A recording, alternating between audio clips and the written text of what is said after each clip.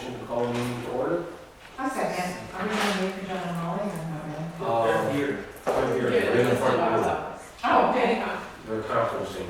Do you want to take notes, given that Dorothy is not here? Yeah, thank you. So what time it was called at 6:30? Yeah, I think both, they talked to Dorothy, she uses both. We didn't have dinner. Thank you, Ray.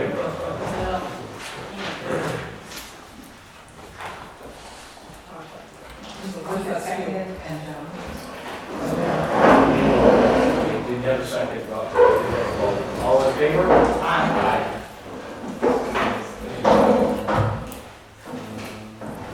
Trustees and PZBA, and it is the 17th. Did we leave?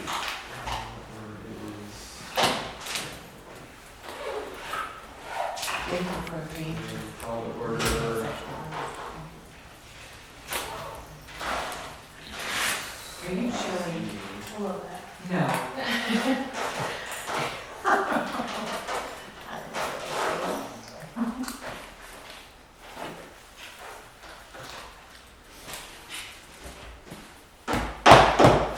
Are you gonna open and start or?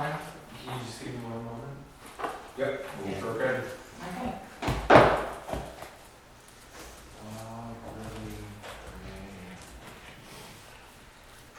You have the list of the outstanding issues that planning and zoning board had.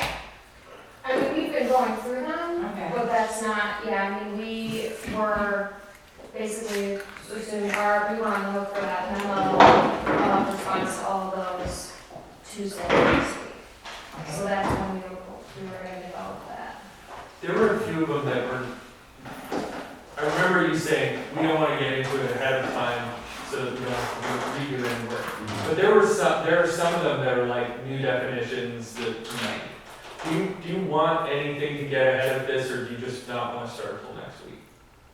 I mean, we've already started going through some. Oh, yeah. I'm just saying that, yeah, I mean, we don't have sort of a comprehensive response or summary of them yet. I think for efficiency, what you're trying to do is do it once. Right. Right, you're not doing it in increments and then duplicating it over. Right, yeah, I mean, I have my notes and stuff that, as I've been going through, but we don't have, we were essentially gonna try to do what Jeff had been doing in responding, get the number, kind of give our recommendation or our thoughts on it, and then you can kind of decide what you want to Thoughts put on on there. there.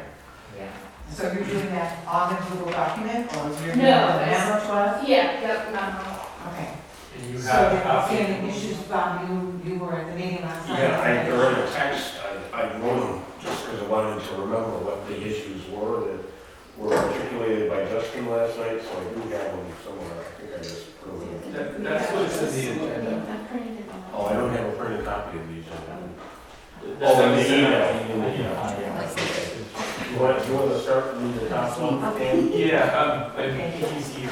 Oh, very good. So there are pre-existing non-conforming violations, pre-existing violations. And the conflicts between the site plan and the special permit was another one. yes. And coordinated review. Right.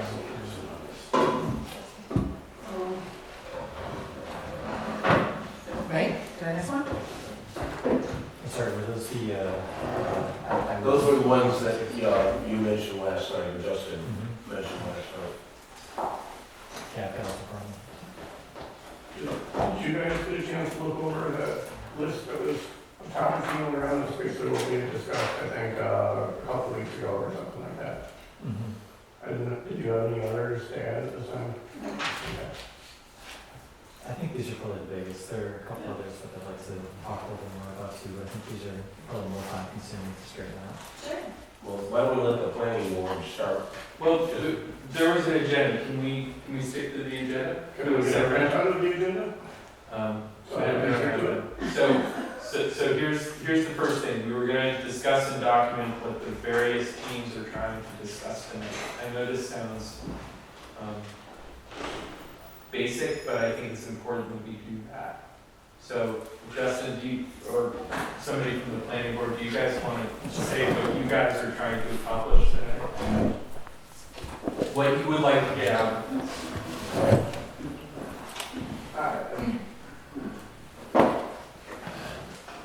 So this discussion, My friend. I guess the general comment is that when we're going through code, there's lots of things that we've encountered that leave us with situations where we really don't know how to get reviews done and get things done in a sensible. There's just a whole lot of stuff that doesn't make sense. And figuring out processes to clarify that, I think, was been the goal the whole time of the zoning code updates. So we wanted to make things streamlined and so on. So when we had, there's some key issues here where we got through some of the sections of code where it's like, what do we do with this? Or how do I use this or whatever? So it just seemed to be like there's some structural issues going on and some thinking we haven't resolved it. So I guess the goal for tonight would be to brainstorm some ideas for some of these issues, bring issues out in the open. And my expectation is it would lead to some action items to further refine ways to handle some of the issues we're concerned about. So I guess the list of action items after tonight would be helpful. Okay. Does anybody have anything they want to add from the planning board? That's about it. From the trustees, do you guys have, what do you guys want to accomplish then? I have my own thoughts, but I don't want to hog the conversation. Well, I think our purpose is to try to address the most significant issues that the planning board has identified and deal with them first. Because as I said at the meeting, the planning board meeting last night, we're trying to do our diligence with all the work that you've done.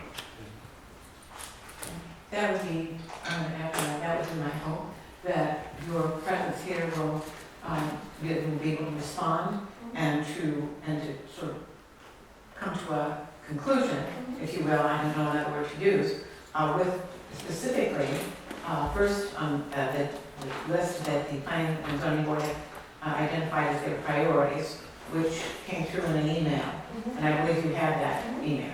So those issues that you have on hand, I think if you were able to address those by code, from your expertise, and to answer those. And I'm really hopeful that that will be the result Yeah. of this meeting this evening. Yeah, I agree. I mean, I think from our end, you know, we got the list of the concerns. You know, I think we certainly understand them. And to Justin's point, you know, we'd like to try to provide a little clarity about them and where, you know, where they're coming from, what the options are, what's provided for by New York State law, and then sort of, you know, how the code in general is intended to function as a tool, and how you can get that to best work for you. So, you know, hopefully we will help answer some of these and bring out some other ideas and thoughts. Okay, so, So I want to add a couple things. I want to add a couple things on the trustee side of things. This is not your problem. I just want you to be aware of it. We have, the challenge for us is we've got a couple things going on. We want to get the code right.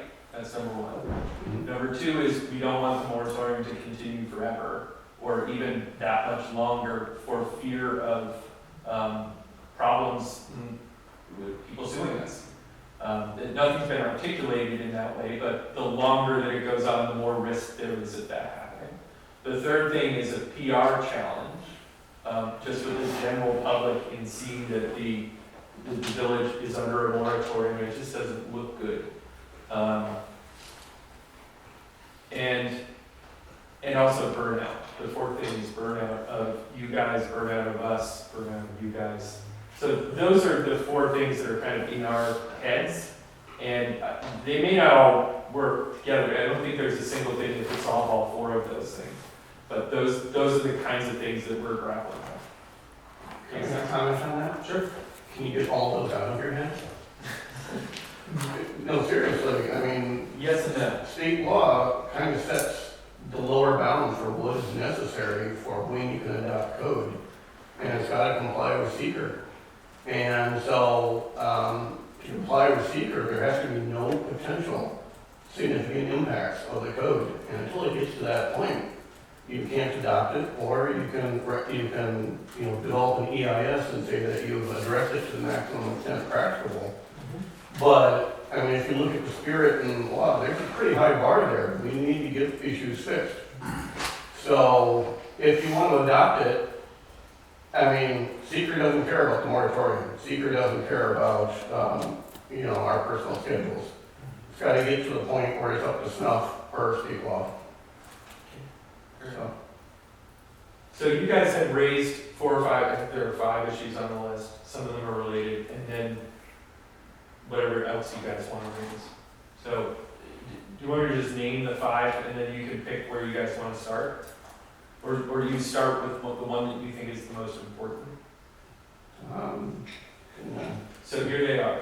Go ahead. The 5 were the overlap of special use permit process that resides with the trustees, was site plan review that resides with PZBA as currently designed. That's 1. 2 was coordinating reviews when multiple boards are involved. I'll put these on the board while you guys are talking. How outstanding violations impact the review process, specifically 21030-1.c, non-conforming properties and site plan review, and then other issues. Does that sound about right, or are there other things that immediately come to mind? Well, I'll find the list in front of me here. I think that's roughly it. Okay, I'll put them up on the board and we'll come to them whenever we want. Yeah, it seems like process. I lost my pen between my.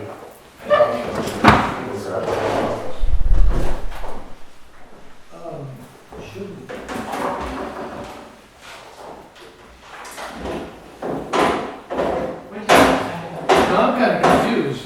We invited John and Molly there, and they're sitting here listening to us talk. I thought they were gonna do some kind of a presentation.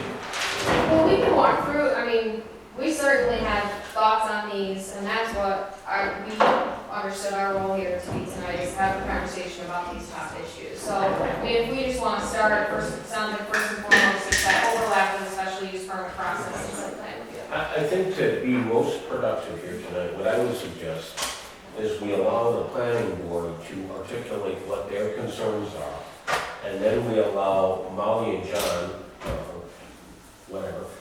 to explain your thinking and why the code, the draft was crafted the way it is. And then if there's a discrepancy, we can talk about how we resolve it. Right. Okay? So I guess I'd say it's based on the information that we've seen in emails that we've been included on. Some of the concern looks like that there's criteria and things that the 2 boards are considering that overlap with respect to site plan and special use permits. And I think sort of a general comment, one of the things that is important and was a goal of what we did in updating the code. There's a lot of things in your current code that are hard and fast answers for things that you can foresee today.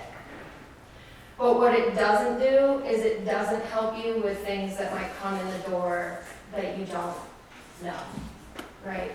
Different uses, different proposals, different technologies, different trends, all of those different kinds of things, your current code does not answer too well. For example, the way that your special permits currently go, instead of really having a set of criteria that looks at, I think what we all would agree would be the biggest issues with special use permits is the impact, the compatibility in terms of scale, character, all of those things. Rather than kind of having this focus on those things, you've provided answers to them already in the code. Restaurants got to do this, this, this, and this, right? Other uses have to do this, this, this, and this. And what that does is it creates an inflexible framework, and majority of what we've talked about is how a lot of stuff that happens here in the village needs to be context sensitive. So the answer for one spot is not going to be the same answer for another spot.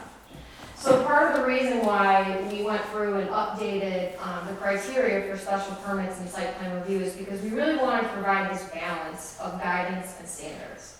And so the criteria of the special use permits does reflect that of site plan intentionally. Those two things can't be looked at in vacuums, right? So you have the idea that when you're looking at a special use permit and the potential impact of something, there's implications when it comes to whether or not, you can mitigate the impact of having a parking area with improved screening, right? So those two things about that use and that proposal are tied together. Now, from a legal standpoint, New York State law provides for them independently in the sense that New York State just has not set the same standard for site plans as it has special use permits because it doesn't, special use permit is intended to be an approval for that use that's more or less expected to continue unless other conditions occur, right? So you've approved this, but site plan is this sort of one-time review development piece. So it has a lower standard. You don't actually have to have a public hearing as part of site plan review by New York State law, but it's good that you do, right? So this is why we have, the other piece of that is that we did provide the opportunity for coordinated review.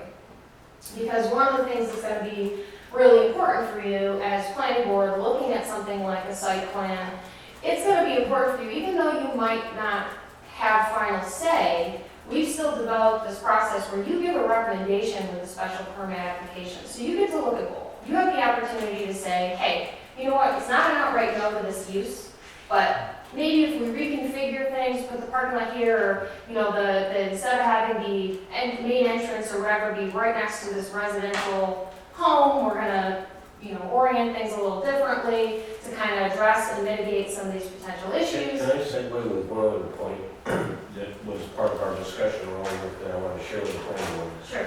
And in our research with Maria Rodzinski, the planner who works for Ontario County, and Natasha Phillips, who's the consulting, she's an attorney with the Department of State who gives municipalities advice on zoning and planning issues.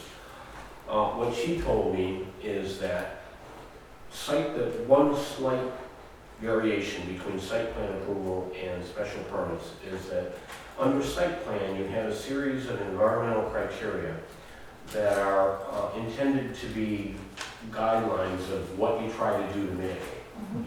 They're not showstoppers. You can't use buffering to say, well, your site plan is denied because there's no, the buffering didn't meet the code. There should be options of how you make the buffering meet the code. Whereas with a special permit, it can be a showstopper. You can say if you're within, as we've said previously in our code, if you're within 100 feet of residential, you're not eligible for a restaurant use or a tavern use or whatever. So that is one important difference that we were told has legal implications between site plan review and special permit review. Right. Can you hold it? I thought we were gonna have the planning and zoning board talk first, and then we were going to address what they had said. That was the, didn't we all? Forgive me, I just thought we had an understanding of what that concern was, so I was just trying to walk through some of the thought, and then we could open it up to. I think at this point we should let you finish, and then we'll certainly give the planning board an opportunity to have additional comment and respond. Sure. Okay, so as we're saying, so the intent is essentially that, you wouldn't isolate these two things. You look them independently, and that's important also because, you might have situations where you have a special use permit application that doesn't actually even have a site plan requirement, but you're still going to want to look at some of those things like Bob said, the environmental considerations. So if you think about the hierarchy of the decision making, the site plan, like New York State law says, the approval of a use has a higher potential for impact than that site plan. And the site plan should be a conversation and a little bit of a give and take, right, with the applicant. So the idea behind the criteria and the standards is, they're supposed to work for more than a couple anticipated scenarios. what, next thing that comes down the door that's an application, it starts asking those questions. Are services adequate? Is the site adequate? What are we looking at in terms of building improvements, lot improvements, impacts and use impacts, noise, traffic, all of those pieces I think are important considerations for both. That is really why we created them to have that level of overlap. Yeah. Can I describe what we're thinking? We're going through this then as well. In general, I agree with a lot of the principles that you're using to draft this code here in terms of flexibility, in terms of the fact that trustees are going to be looking at, in some cases, special use permit without a site plan. And our concerns, or at least the concern that I think our board has, is there are two concerns that I mentioned. One is that it seems redundant if we're looking at exactly the same thing.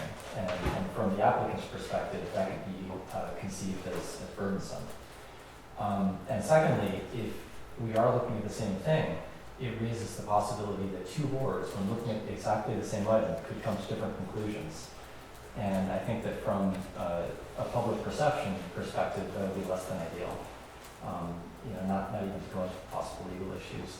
So when I broke down these considerations, there were 60% of them that were the same or very similar. And they included things like location, arrangement, size, and design of proposed on-site signage, external lighting, and other incidental building or sub-amenities. And both boards are looking at exactly the same thing. And I just didn't think that made sense.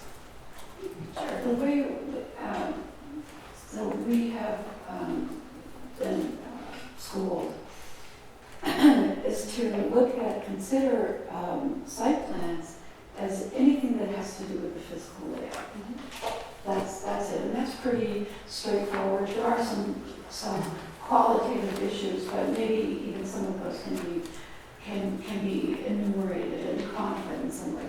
So special uses, that's functionality. It's not the physical look, it's how this is going to be used.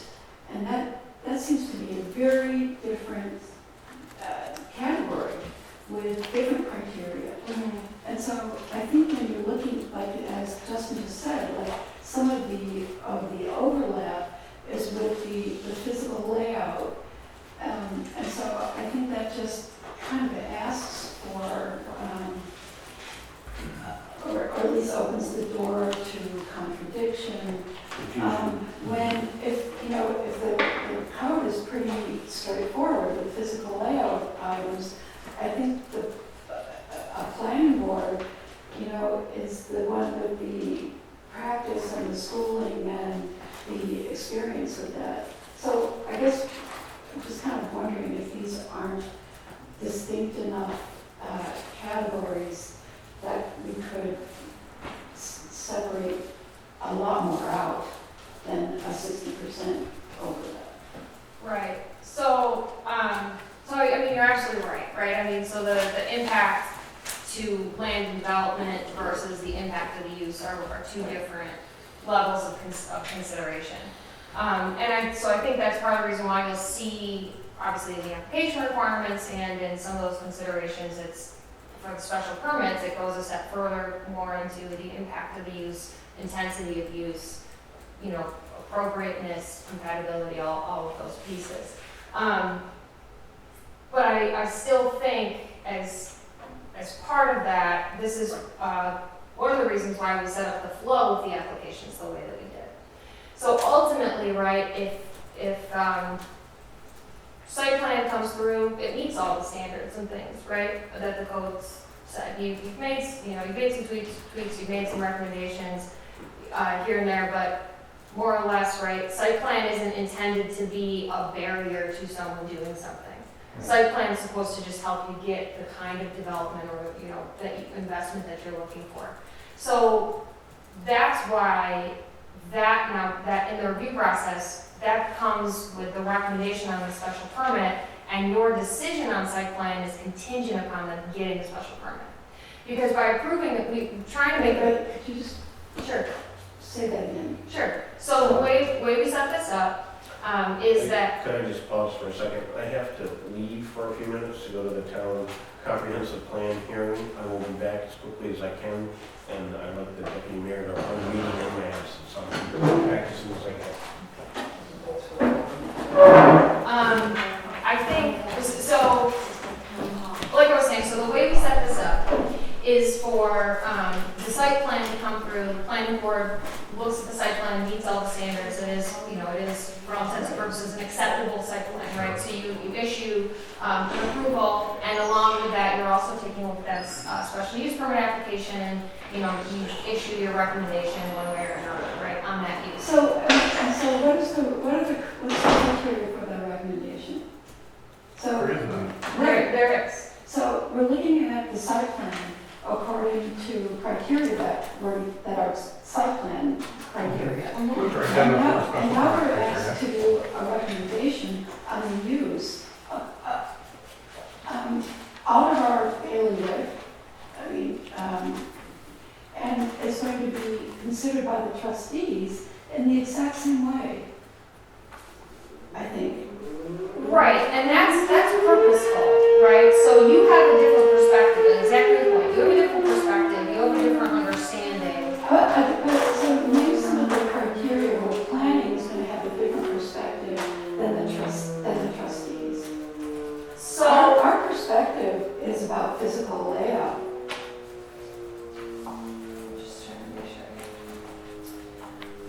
But I don't think, and this is again, I don't think you can isolate physical layout from use. Because, like I said, there are things where, in order to facilitate a use, right, and this is part of the reason why we're having you look at both of them, is maybe at face value that use is not appropriate. But if you were able to get the site plan to a place where you're mitigating these potential impacts, right, then that might help make a more favorable recommendation So, on behalf of the I site. guess I just need an example of where a usage can be mitigated by site plan criteria. So that's where maybe there's a use that's proposed, or a restaurant that's proposed, they have a certain capacity, they're proposing X number of parking spaces, right? And so as part of that, looking at the proposed use under the special use permit application, their scale, what they're trying to do in terms of the parking that they're providing, and then the site plan, you look and you see this is not a development pattern, it's too much parking. And it's right adjacent to, or near to a street, the street frontage, a park, a residential area, right? Straightforward. Right, so as part of that, you can say, as in this review, taking a look at the special use permit, we gotta find a way to bring the impact of this parking down, which might have implications on you scaling back the size or the intensity of your restaurant. And that's the purpose behind having you look at both of those at the same time, because if you're unable to provide that context of the use with the site plan, you end up having to say, well, this special permit application came in and their site plan is for 100 parking spaces, and we know that's too much, but technically it meets the code, so let's get it to a place we're comfortable with, move it forward, and now we've approved a site plan that the village board, rather than taking your understanding and recommendation of, we think this could work, we just gotta lessen the impact a little bit, they now have to act knowing that the final answer was that initial site plan that's just not appropriate. So this works better for the applicant, arguably, because they have the opportunity, it's not an outright yes or no. Let's work with you, let's figure this out, let's take in the context, let's look at these factors. And then the ultimate decision, right, of this goes with the use of the village board. So in that same context, if you were to work with the applicant, adjust maybe some, they reduce some of their parking that they're wanting to propose on their site, maybe they scale back, the size of the restaurant a little bit or something, or orient it differently on the site. And then it goes to the village board. Now, they have the opportunity, if they say, yep, this is great, we like what was done with the site plan, we think that's gonna do well, the scaling back is a smart thing, we can approve it. And that is the approval of your site plan.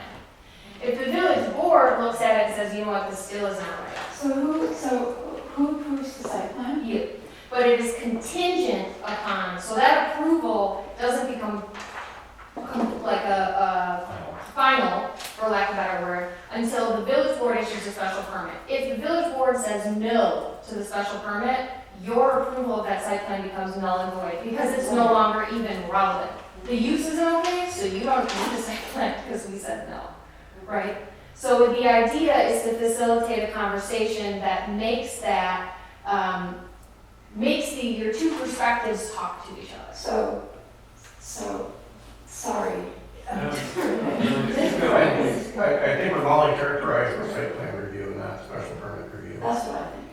So, Thank you. addressing issues of the parking lot with physical layout. Right. We had a conversation with our attorney last night, and her commentary is, a special permit review has to regulate the use, and it can't mandate physical changes to the site to address issues. Correct. So that has to be done in the site plan review. So if you want to make the parking lot smaller to minimize, to improve aesthetics of the site, that has to be done through site plan review. You can direct in the special permit review reduction in the number of seats of the restaurant, say, which alters the use, and that may accomplish a similar thing. But, I mean, when you see something in here for a special permit review, the adequacy of parking, that's a site plan issue, that's not a use issue. It's not, because parking is inherently supportive to the use. So that's where, right, your definitions in your code, or your standards, right, that we set in the code, you have a minimum parking standard. If I come in with an application, that same thing, I want a 5,000 square foot restaurant. Your code says I have to have a certain amount of parking. And that at your application, you're not in a position, if I'm meeting the minimum requirements, to tell me I'm not. That has limited, if you're not looking at me at the use and the scale of the use and the intensity of the use, you have no bearing to say, no, that parking lot isn't appropriate.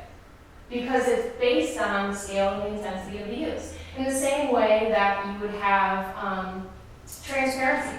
If it's a new development, right, and somebody's proposing to come in with a special permit with a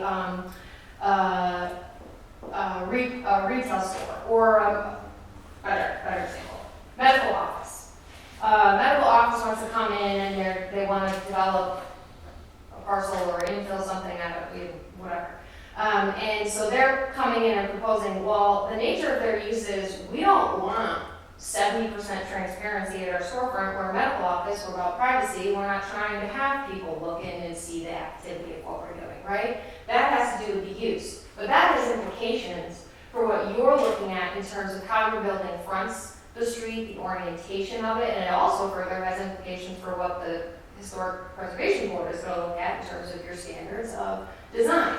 So the idea is that all of those implications, I understand that site plan review has to deal, you have to deal with stormwater and all of these different things, but there's a lot of requirements that would be proposed as part of site plan that are shaped and based on the nature of the use. How big it is, what the operations are. If it's a more intense operation that, a dry cleaner or something that has to deal with maybe having solvents, chemicals, things on site, right? Now that is a part of the use that now impacts what you look at in terms of stormwater, drainage, permeability of pavement, and how you're addressing those things. So what bringing them together is intended to do is to get you out of the position where you are approving a site plan that you aren't happy with because you're unable to respond to the request of the use. why not start with the use? Why So not start with the special permit? that's why we do, that's why you are issuing the recommendation on the use. That's why you are intended to look at both at the same time. It's better to start with site plan. Yeah. It's better to start with site plan. Having done this for years at City Hall, Molly gave a couple of great examples, and I'll give one more, little more simpler one. On Lake Avenue, there's a Dunkin' Donuts that used to be a gas station. Drive-throughs are especially permitted in, don't quote me on the district, I think it's C2 at that intersection. When it got approved, I was not offended, I was just surprised. It's a very small lot right next to residential. I'm like, how are they gonna do drive-through? And that's the parcel. Through site plan review, they actually require the cars to go essentially through a tunnel. So the squawk box doesn't affect the next door homes and the lights don't affect the next door homes. So if they went use first, it would have been a hard no. Or how can you make this decision? Because, Okay, so let me- that, in that sense, the site plan review said, we can fix this and make it as good as it can be. So We're not approved yet. let me ask this, Yeah. why not have special permits with planning boards?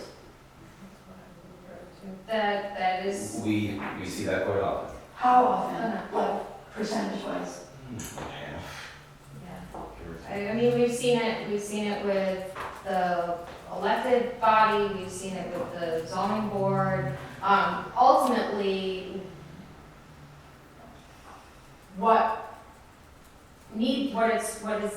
should happen is the process should essentially fit and structure the capacity of the community. So that's why sometimes, right, we have, communities that deal with that.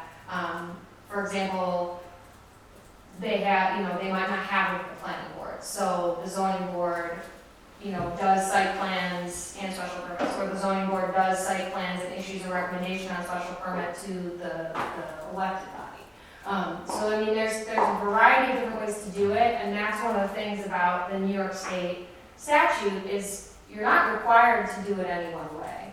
And if anything, the requirements of municipal law don't help you a lot, because it really doesn't state anything in terms of conditions or considerations or whatever. And so, in our thought process, one of the other things with special use permits that's typically very important for boards is to take a look at, right, potential conditions and how you might restrict that use.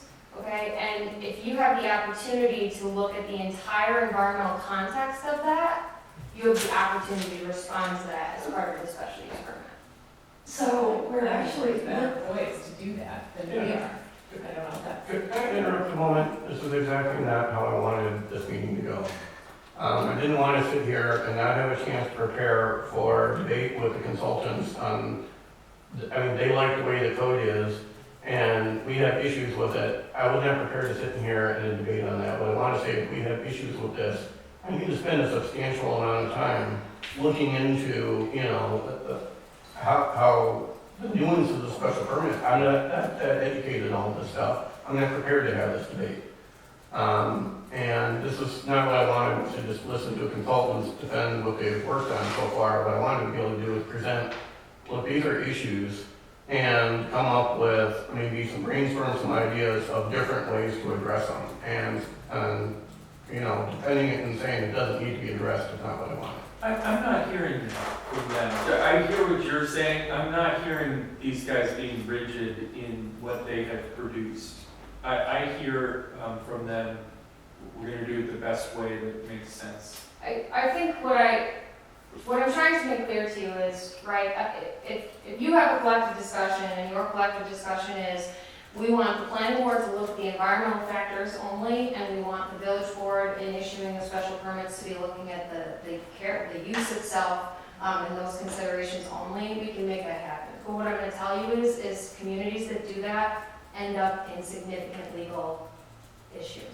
Because now you have a situation where you are looking at a site plan that inherently, you're considering the use proposed.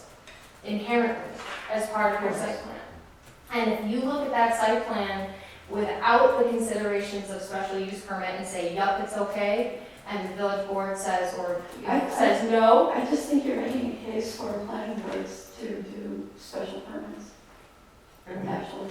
And I think there needs to be a strong distinction. I'm not saying there's not a reason for special use permits. You gotta be looking, you gotta have distinctive criteria that are different. I think the legal concern of boards disagreeing over the same thing is extremely large concern. You know, if two boards are looking at the adequacy of parking, okay, so for example, if the planning board looks at the adequacy of parking and the special permit looks at traffic patterns are problematic on the community, however you want to word it, that's different. One is looking at is the parking that's already been found to be adequate still causing problems.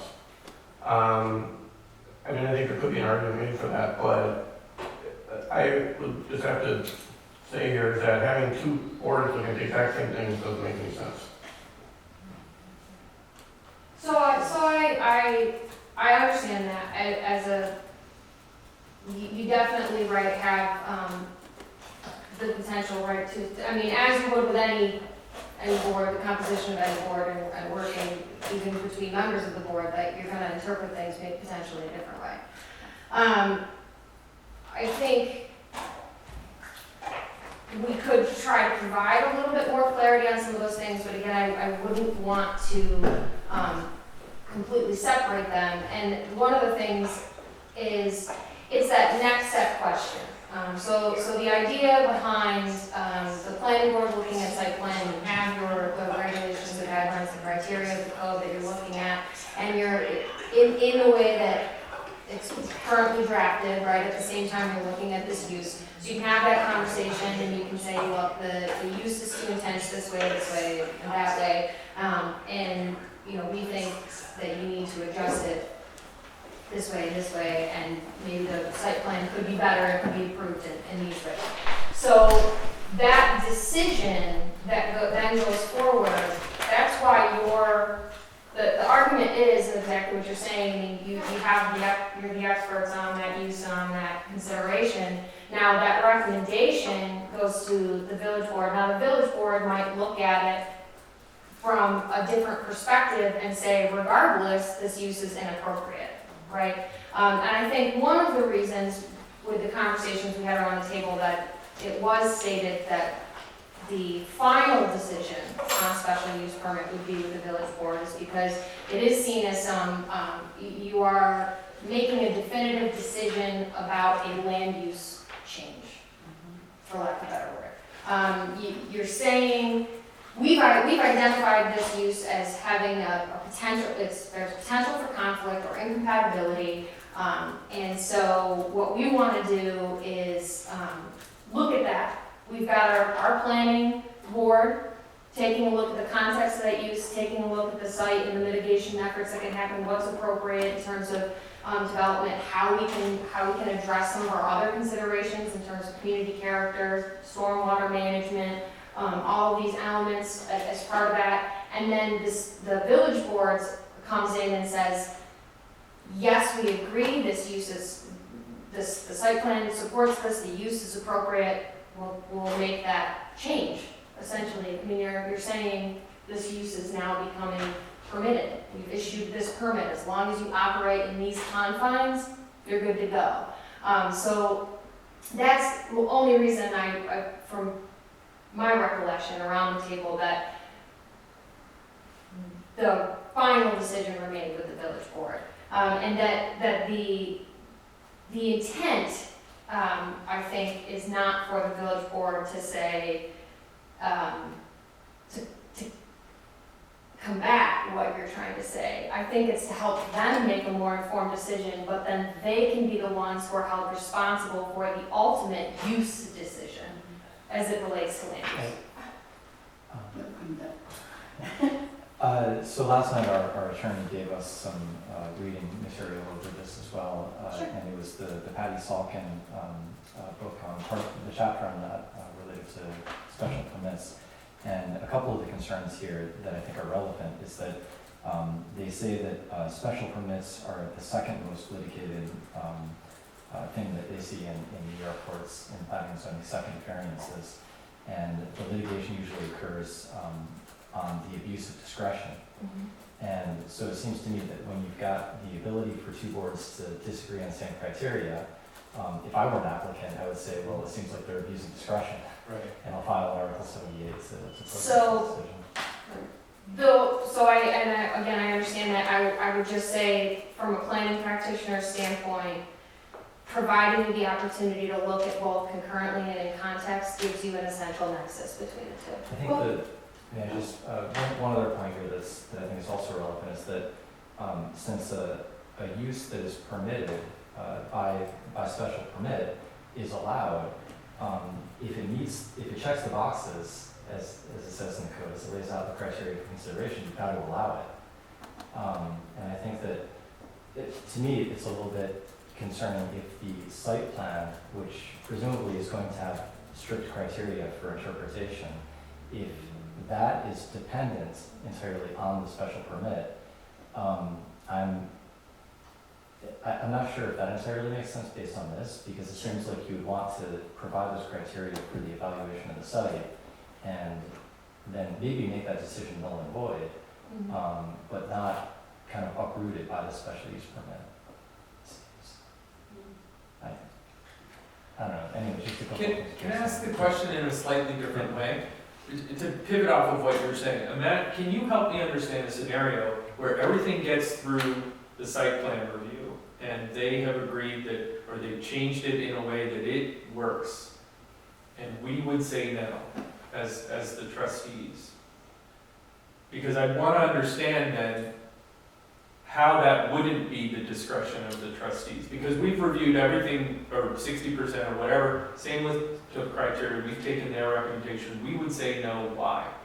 So you have more breadth of criteria when it comes to the actual use itself. So the overlap, and it actually probably is somewhere around 50 to 60%. Between the two is where the elements that are dictated by the nature of the use for the site plan. How big the building is going to be, or how much of a square footage that use is going to take up, your parking requirements, if the nature of the use, is it commercial, is it mixed use, and whatever, and what does that mean in terms of your screening requirements? Are you requiring waste management plan, and all of those pieces are dictated by what the use is, okay? But the next step of that the village board would be looking at is more or less the impacts on larger community issues. If it's multifamily development coming in, is there an impact to the school district that is, not known, or that might be difficult? Is there, an impact to Things that aren't in the site plan. that are innocent, you're looking, you take that, right, the site plan looks at maybe, right, the 500-foot radius. And then they come in, they say, this is the use we're trying to do, and it projects to have this amount of traffic and whatever, and that's a concern or consideration of the planning board. But arguably through that, again, if you're gonna keep those things separate, traffic isn't a dictator of site plan requirements. Maybe at the location of an access point, and whether it's a right in and right out only or whatever, but that doesn't have any real bearing in terms of the impact there. So those are the kinds of things that then the village board comes in and says, you know what, the implication of traffic, I understand that we can provide for the parking on the site, I understand we're meeting a lot of these other elements, but geez, the amount of traffic that this is looking to generate as a result is just not working for us. So, practically speaking, Pittsburgh Village and its physical layout, it seems to me that there are two areas where site plan and special use permits are going to be a big deal. I think those are also going to be subject to LWRP reviews. And an LWRP review expands it for a planning board, just as you're saying, for the trustees. Right, and it planning is looking at an LWRP, which is the same thing that you're saying the trustees are looking at. It's overlap, it's underlap, it's a potential for different outcomes. How does that serve the village? Playing off of what Susan was saying, I mean, maybe another way of looking at this is, instead of saying, you know, why should we consider switching them? What would happen if we did switch a couple of these? Like, let's say in cases where planning board is reviewing the site plan and trustees are doing the special use permit, why not have the responsibility for looking at landscaping and screening entirely with the planning board? Would anything bad come out of that? Because that would solve one of the overlap issues. No, it wouldn't. So it would. So and maybe we can. That's one of the clarifications we can make, or the items that we're reading at. One of the pieces that's the problem with that though is if there's a site plan or a special permit application that comes in and it is not subject to site plan. So we say that in those cases, it's the responsibility of the trustees that Right. take on some of the responsibilities that usually fall on their site plan. Right. The alternate, yeah. The challenge becomes, in that joint scenario, site plan and special permit between two boards, the village board gets final secret determination, right? Correct. So essentially what you're saying is we're gonna, not necessarily segment, but you're saying that form, that part two, you guys are gonna look at a few categories and they're gonna look at a few categories. It's an odd way, I don't think New York State would like that. What I would say is then perhaps the planning board should be responsible for looking at the material situation on the ground, you know, with the layout of things in the property. And then the trustees take our word on that. Well, that's what's intended by you issuing the recommendation. But in reality, and again, you can change this, you guys can make this different ways. For example, the city of Rochester has, and we've seen it work both ways, so we're not biased. But in terms of the way it's up right now, the city of Rochester's staff does site plan review. And it's a recommendation. So Molly was on the planning commission, they could ignore, add to, contradict staff There recommendations. were times, right, so the planning commission looked at special use permits. And we would get the application, which, as part of that, I mean, we have to understand the context of how that's being proposed, which includes the site plan, which went through project review committee, which is the city's site plan review process.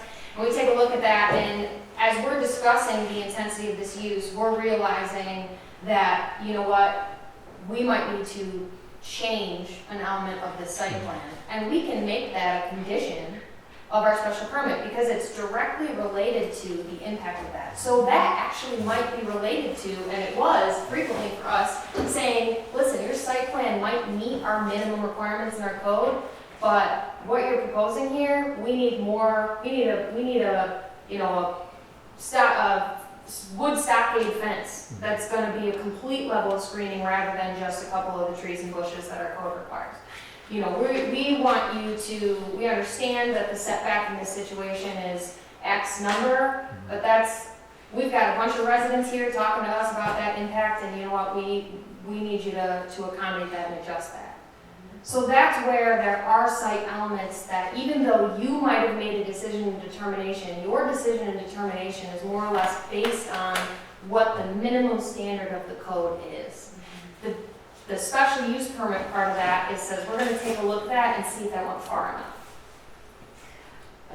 Well, I mean, the core of, that's the building inspector's job, is to look to see if it meets the minimum standards in code. And the planning board has to consider that, but you gotta look at the impacts on other properties.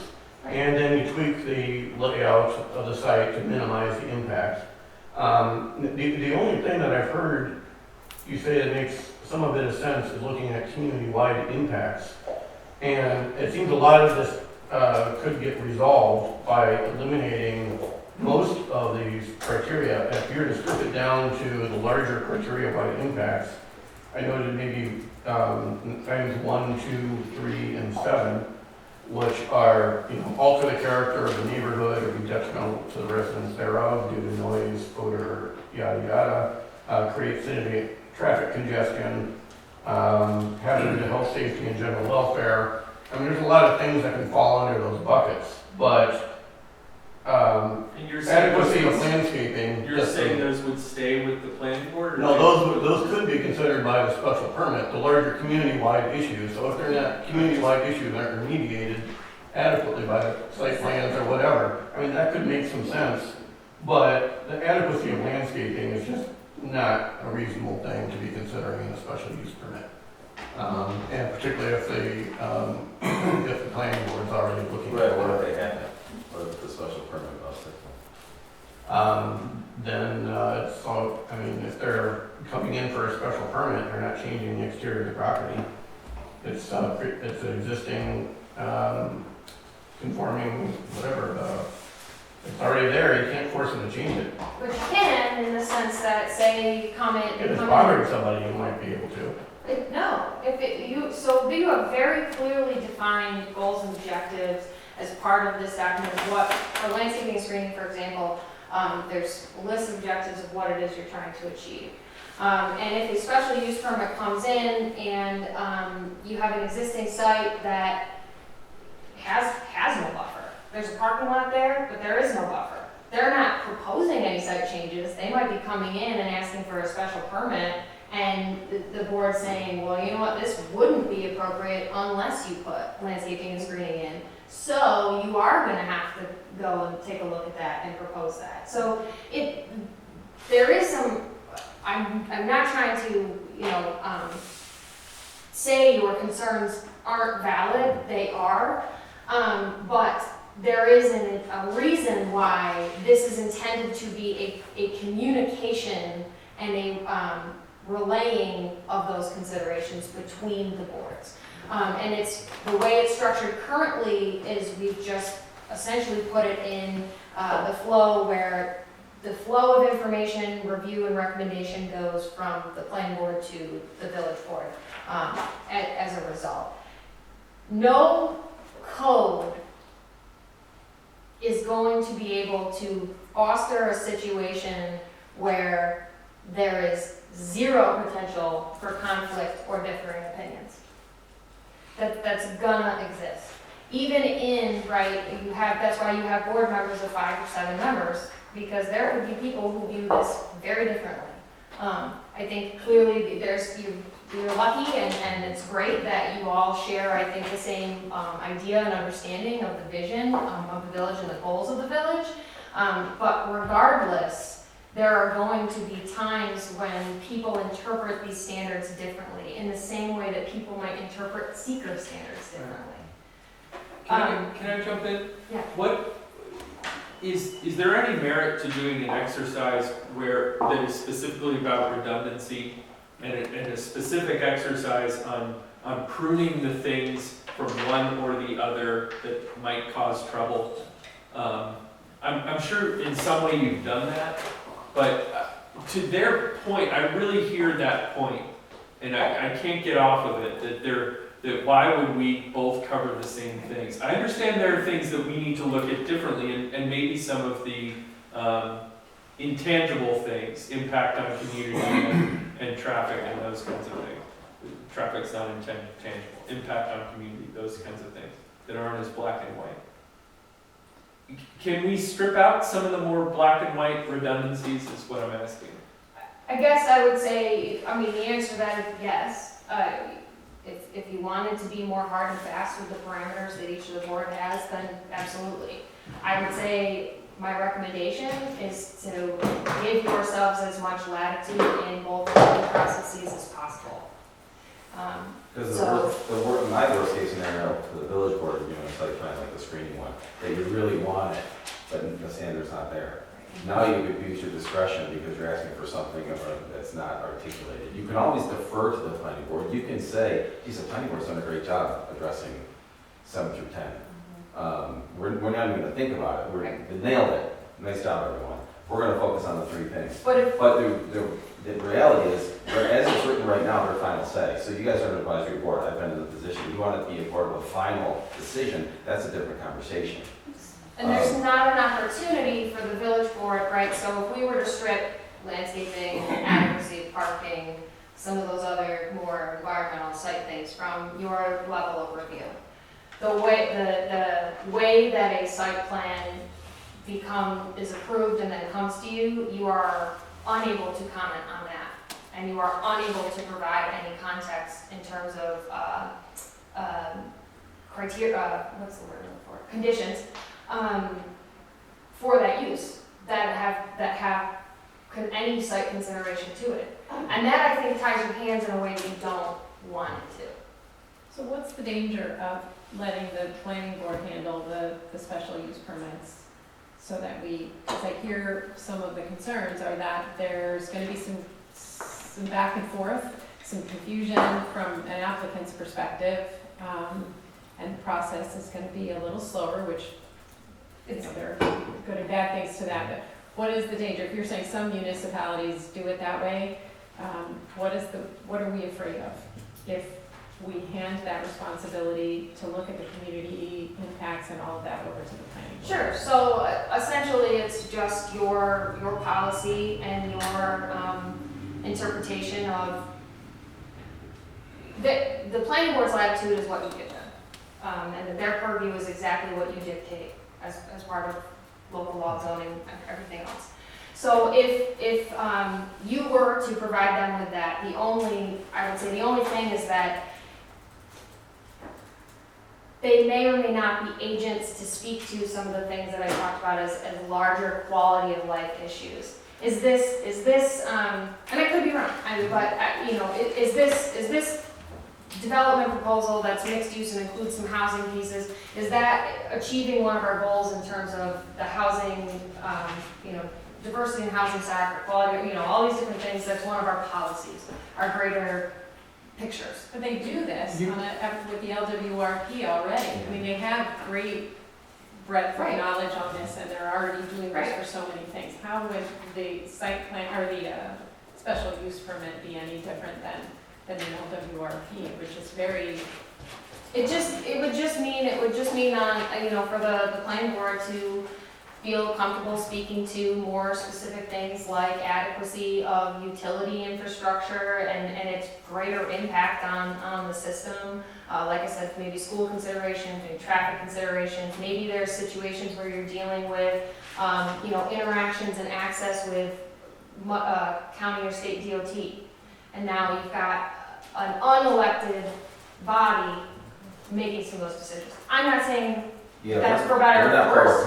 It really, to us, we feel that the recommendation, the flow of the application from a recommendation standpoint, from the professionals who have that perspective, but the final say, being with another board, serves the similar and same purpose, because again, you would be looking at those applications concurrently. Molly, it just seems to me that the planning board is going to be looking at these issues from a different perspective than the board of trustees. And because of that, you have another look, a different look at the situation, which gives the analysis of the applicant, which gives it a deeper analysis. And that's the way it appears to me. They are looking, the Board of Trustees, as you said, in some instances, they have a different set of criteria. They are looking at larger community issues. That's their job. Let them do their job. I hear you, I'm Frank. The challenge there, though, is the politicizing of it. So these guys are not politicized, and we are. That's my concern. No, I don't believe that. I don't believe that. Well, go ahead, I'm sorry. Doesn't the comprehensive plan guide us all? Like, wouldn't that be the criteria that we are all asked, bound to follow through on? So I guess, so I have that question, but another one is public input along the way in this new procedure. So there's going to a public meeting at some point, and the public will weigh in, and that can still be overturned. If so, I mean, if the public expresses to the planning board a certain opinion, and that becomes part of our, is noted in the recommendation, then that public opinion can still be denied by the trustees, So theoretically. so the trustees are, for a special permit, the trustees are required to hold a public hearing. So in this situation, right, and I'm not saying here, there, or otherwise, but if you were looking, if the planning board had a special permit and site plan application in front of them, you, as the code says, hold a public hearing on the special use permit. I think inherently, you're also probably gonna wanna hold one for or for the site plan, you're inherently gonna wanna hold one for the special permit as well. I mean, that's gonna be it's an optional public hearing, but I think it's a good idea for you to get the public input at that point. The village board also has to do that. So they still are held accountable for that, and as part of your recommendation, if there's pieces of public testimony that have come out and have said, you've crafted a recommendation of approval with these conditions, as part of that recommendation and in your findings, you can say this is based on the testimony from the public for this, this, and this, and that again, I think also helps facilitate the process so that the residents don't feel, okay, all right, now I gotta show up to the second public hearing and voice the same concerns. There's trust in the process that you are going to take that information and that's gonna go further forward. Regardless, like I said, I think in any review situation, you have the potential to go against public opinion, and maybe not do something that people are thinking is in the best interest of the village. Talk about, oh, if you want to go ahead, but, This will be my last one. okay. So I'm not, I mean, it seemed that way, but I'm totally not invested whether planning has special use permits or the trustees. I just think an overall goal is clarity, transparency, and expediency. So we've got multiple reviews going back and forth. So they would not go back and forth. The application goes one direction. Okay. So I really, I don't care, just as long as it's streamlined. But I do just wonder about kind of your comment about our different perspectives. So that the trustees have a different perspective, and I just wonder how that is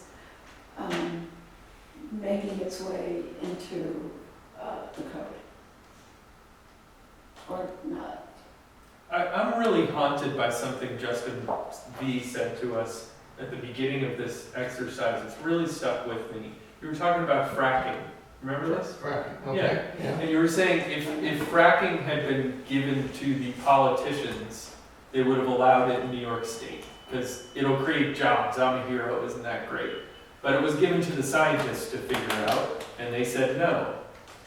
And I think of you guys like the scientists that are trained in this stuff and are really quite good at it. So That's really where I stand. one thing I would just say, as a point of clarification on that, the actual legislation, it's based on a recommendation from the scientists, but it's the politicians that put it in place. No, it was the seeker that killed fracking. It was killed in the seeker review. I don't want to go to it's a metaphor. Regardless, How's that? the statement of policy comes from the elected official. You can have, and again, the importance of the code is that, we've intentionally put in the requirements there so that you can reach out to any of the experts and professionals that you feel might be necessary with an application, that you can talk to each other and get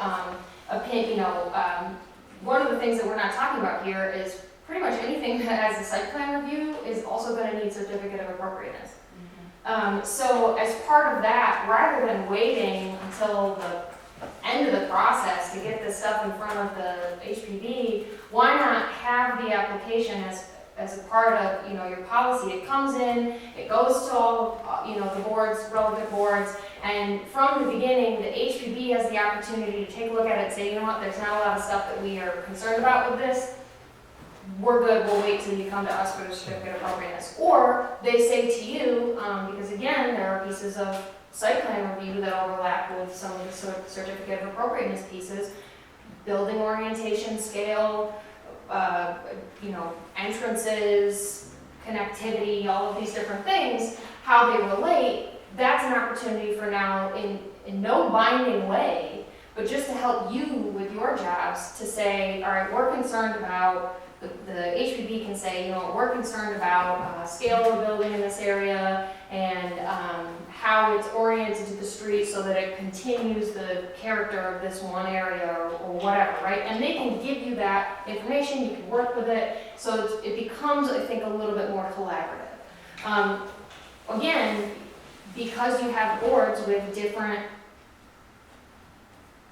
expertise and different jobs in the same, you have an engineer at the table, a planner at the table, and an architect at the table. Each one's going to tell you something that's the most important, or maybe come with a different perspective. And the same thing's going to potentially happen with your review boards, but the idea is instead of creating the opportunity for an applicant to come in and sue you or challenge you on process, you have the opportunity to get in front of that and say, we're collaborating, we're trying to have get these answers, we're trying to get the best way to either accommodate or address the application without creating that conflict between the boards. Yeah. I would like to, this is an oversimplification, to repeat something that was discussed when the shift originally happened between, because I was on the planning board at the time, shifting the special use permit process into the hands of the trustees. And at the time, it was, I don't want to say argued, it was justified by saying that the Board of Trustees are answerable to their constituents and to the public. The Planning and Zoning Board, not so much, because they need to follow the guidelines of the code. They are bound by that. And so you can't change the code or make tweaks to the code because you've had people come to your public hearing and indicate they aren't happy with one thing or another, where actually the trustees can respond to that. So that is why I feel, having done this from both sides now, see how very important it is for each of the boards to do what they do best and what they are charged with, and to collaborate and work together. Because I don't think that I can think of an instance where the trustees would say, well, we don't care what you say, planning board. What the code is, we don't care, this is what. I think that also, as far as being politicized, I think typically you have a difference, hopefully a variety also on the trustees, so I don't see that as being necessarily a political thing. However, boards are appointed by the mayor, so the opportunity for stacking or representing a certain point of view exists more in that venue, I think, than it does in an elected official. That's just one observation. But I feel very strongly that the boards are so capable, all of the boards are so capable, that it's very possible, and I think a positive, to collaborate and work together, because you're looking at from two sides, and as part of the LWRP, not all the property sits within the LWRP, so that wouldn't always happen. There'd be some times when they come for special use permit, it would not trigger site plan. So the trustees would be looking at it from a different perspective than the site plan perspective. It would be part of it, but if it doesn't trigger it, they're really looking at it from a different way that the planning board would not be charged. And in the same way that the LWC is intended to be constructed, I mean, that's a recommendation procedure. You go through, you have a set of criteria, and those are the same criteria that the village board is held to, right? You're providing your opinion on how well or not an application or an action is meeting your goals. But ultimately, the final say of the decision is in whether or not the village board agrees with that. Now, the LWC assumes that you as planning board members have a stronger, better understanding of land use and that impact and everything else, but it doesn't mean that, you know, the broader scope of that doesn't then also lie in the hands of the trustees. It seems like, LWRP is really broad. It is. it seems like really there are a lot of ways that we could make this code valid, and they would all be legal in itself. Mhm. And it seems like we're talking a lot about whether something is right or wrong, but to me, it's really every part of this code, every part that we're splitting up between site plan or special permit is really somewhere in the spectrum of more or less defensible and more or less flexible. And I think that perhaps, and I might be wrong here, but it seems like our boards are maybe looking at this from a different perspective, where I think that our board is focused a lot on how defensible the code is. And it seems like some of the other considerations that we see there right now allow for flexibility. And so maybe if we looked at specific considerations here and say, well, you know, not is this right or wrong, or where should it go, but is this more defensible or is this more flexible? And based on that, we can figure out, you know, what are our priorities as a village? Well, and you brought up Patty Sullivan's brilliant. I worked with her on one of the early codes in my career. She's awesome. I'll be interested to follow. I want that resource because it's interesting. You want to hear discussion has caused some of the issues. Of course it has. I can't tell you how many crappy codes we've read where the planning board in Churchville had different types of discretion for the same project depending on what district it was in. So it was the criteria for light industrial operation and light industrial was different than their set of site plan review standards. It was different than if it was in a heavy industrial district. Same use. So they had 3 different sets of standards for the same use depending on where it occurred. So in their sense, luckily I don't think they've ever gotten sued and lost, but until we fix the code, I don't know how they would have legally exercised their discretion because I don't know what page to direct them to turn to. So I'm not shocked to hear what Patty said about discretion. I think related to the same point, it seems like where you assign certain responsibilities can limit the amount of discretion because if something is delegated to the planning board and site plan, we can only decide based on the criteria that have been delegated to us. We can't use other criteria. And that's a difference from if the trustees are delegating those with special permits, because they're not bound to the code. Follow the code. Yeah. Well, but they can, there's something that's broadly allowed in their special permit, they can have more discretion, I think. And they don't have to just go through the list of criteria.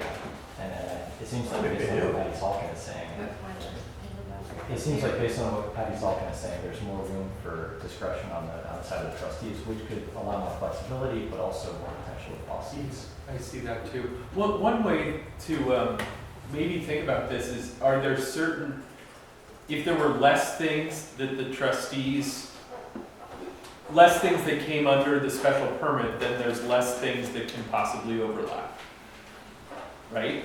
And there's less possibility for conflicting opinions. So is that another way to solve it, where we just keep the biggest, most important things as a special permit? I think that's the way nearly every community does it is, normally the governing board doesn't look at little stuff. If it's big community-wide impacts, I mean, you can, larger impacts, you can justify it. But look, can we think of a practical example of an application? Someone wants to apply to construct a commercial fence, okay? So right now, the way this code is drafted, they need a special use permit, site plan review for a fence, all accessory structures. Accessory structures trigger a special use permit, according to the code you wrote. I don't think you're interpreting a fence as an accessory structure. I wouldn't say That's that. in the definition of accessory structures that lists fences. It's up, okay, the comment is. But it's not listed as a specially permitted use. Accessory uses are, Non-residential accessory structures require a special permit in MUEC or MUOF. So if you want to construct a fence in those districts, you need a special use permit. I think we changed the definition. I mean, you may be changing it, but I'm just saying, first of all, do any trustees think they really have an overwhelming interest in reviewing a fence application? I think that we could probably safely say probably I would say no, and we've already discussed this because we agree with you that a fence isn't a structure and it shouldn't require a special use permit. And nor do we want to regulate fences from the Board of Trustees. So we did cover that in Yeah, we did. one of the- Oh, yeah, we did. I got it. What's the number? You wanna talk about air conditioners? No, I'm serious, this was one of the examples that he gave me when we were talking through. Well, I mean, it's the same situation. I mean, someone has if an air conditioner is also listed as an accessory structure, if you're fixing that, then that goes away. And we talked about that also. That's a piece of equipment, it's not a structure. And we did discuss that, you know. Yeah, that was removed from that. Right. Okay, but anyway, I mean, there's a whole litany of things that are relatively small. Okay, how about we go over another scenario? Let's say I mean, this is fairly common. Let's say a restaurant, which is still needs a special permit, wants to add a band playing music or so on like that, or change their hours of operation. Currently, and this has often happened, if it gets sent to the planning board and they say, well, we want to change your hours of operation, and we're supposed to comment on that. This whole process has always worked very poorly. So they submit an application to the trustees that says, we want to change the hours of operation. They submit no drawings on nothing, because it's already been approved. So then, let's say someone says, okay, let's get the opinion of the planning board, let's have them write commentary on that. Planning board gets a blank piece of paper and says, I want to change your hours of operation. The planning board, I don't know what's going on here. And I mean, we've said this in the past where a lot of these little things, we're not changing the exterior, the planning board really doesn't.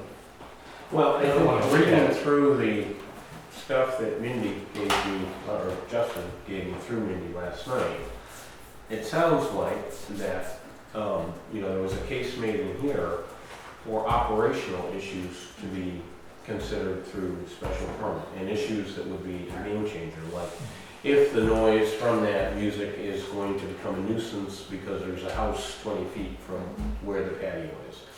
That potentially would create a nuisance, and so that would be appropriate for a special use permit. So this is where your considerations and your criteria become extremely important as part of the special permit process. When that restaurant came in for their application, they stated, these are the hours of operation we're looking for. This is the kind, we're not looking to have live bands. We're just gonna have ambient music in our restaurant and yada yada. Right, and so they get a special use permit issued. They want to start operating outside, right? So on that special use permit, it says a restaurant permitted to operate between these hours of operation with no live music and the things that the applicant committed to you as part of the application and on public record. No, we promise we're not going to be open past 11. Okay, so it's important to denote that on the approval for two reasons. One, enforcement. They start having their restaurant still open at midnight, that's a problem, that's an enforcement issue. You can deal with that with the special use permit. If they start saying, you know what, this really isn't working for us, we need to extend our hour of operation, or we're looking at live music on Thursdays and Fridays and Saturdays, right? You're looking to alter your special use permit, you need to come in and reapply for a modified Modification. special use permit. You're no longer looking to operate in the bounds of what your approval came with. So those are the situations where, again, I think that's important to have the village board, as the issuer of the special use permit, be able to look at site pieces. So sometimes, and this was an example that we dealt with in planning commission frequently, the restaurant had approval, they wanted to add an outdoor patio.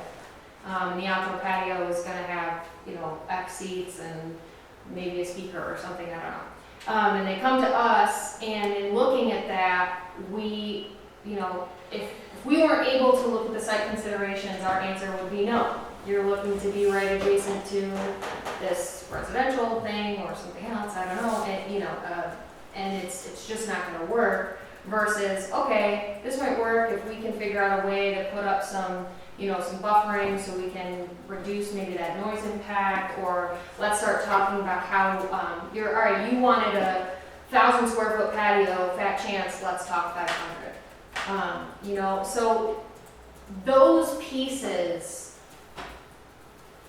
I think are very difficult to differentiate and separate between what the nature of the use is asking for and how it's being presented on a site plan, or how it's being accommodated in the environmental conditions of the site plan. Molly, I wonder if maybe this would help. If, Justin's scenario, if you could describe under the draft code, how would that scenario play out? So let's say we have a restaurant, and the restaurant has an area where they're proposing a patio. Okay, what happens?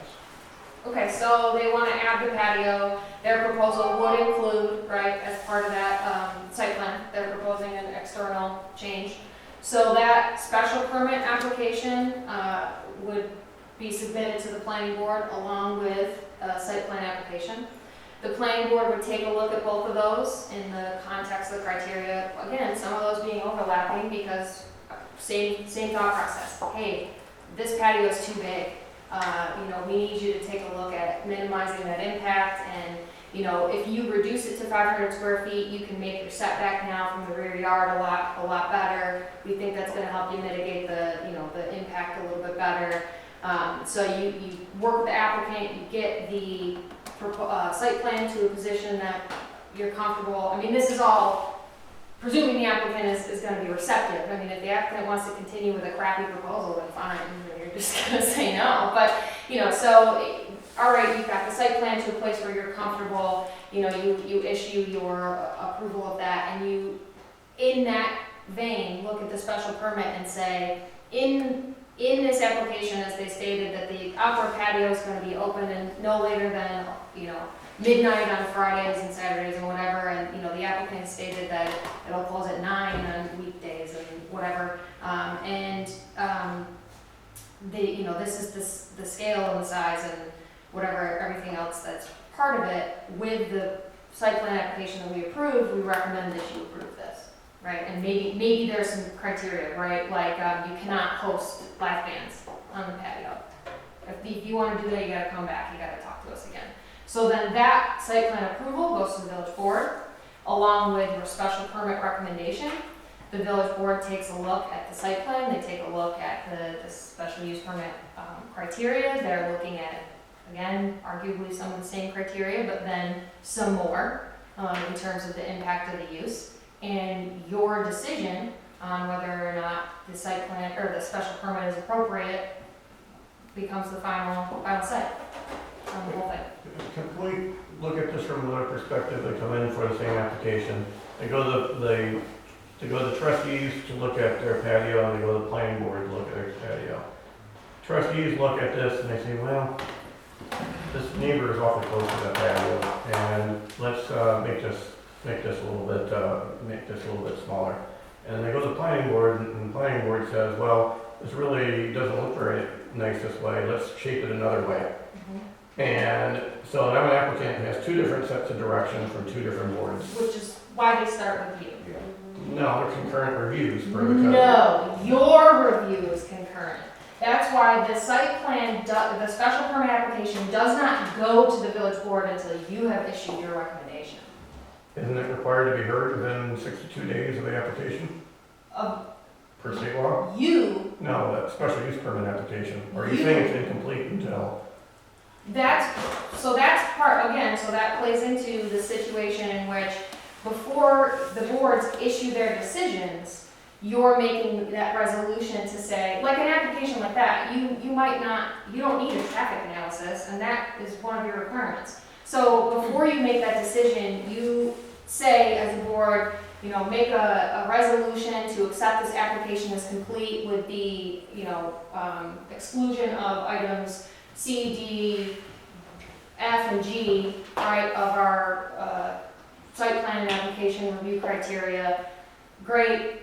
so moved, here we go, now you've got a complete application that you're about to make your decision on. But in the same, and again, in the same way, that is intended to facilitate and move the application along in good faith by the community, right? So, again, you have the opportunity with your public hearing on both, and then it goes to the village board for final action.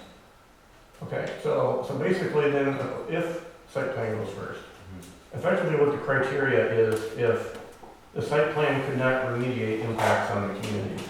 Again, and which goes to a different set of review standards than what's in here. It's not, again, adequacy of landscaping. It's, the planning board's gonna go through it, do whatever to come up with some design that has balances, whatever. I don't know. I guess we've been talking about this for an hour and a half, and this is just one of the issues, and, It's the big one of the issues. I see it as no closer to resolution when it's Well, I think one of the pitfalls that let me play out another scenario that might be a problem. Let's just say that the planning board crafts the environmental features to get a site plan that they think screens the patio and buffers it. And the applicant is like, oh God, everybody likes my design. Then it goes to the board of trustees, and the board of trustees, well, you're still 20 feet from this house. This is gonna be a nuisance. No way, you're denied. And then the applicant is gonna be like, well, you told me it was okay, and then you put me in double jeopardy. What do you think of that scenario? So, again, that's your perspective look, right, at your purview in terms of the site plan versus the special use permit. Site plan inherently isn't, like I said, the way that site plan's set up in New York State law, it's not really intended to be, A yes or no well, thing. yes, That's a correct. yes or no That's right. thing. That's what It's- Natasha Phillips said, right? Your job is to get the site plan in the best place possible that you think would support that use. But that's why you ultimately have the opportunity to look at that and say, but this still isn't gonna cut it.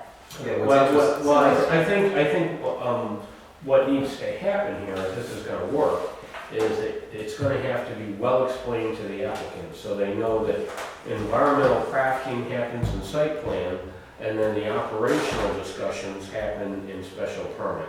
And they still have to pass both bars to get approval. Right, which I think is stated to the applicant in the piece where you passed pre-go, maybe you collected $100 in your site plan review, but the way the code is stated, if you don't get your special permit, that's null and void.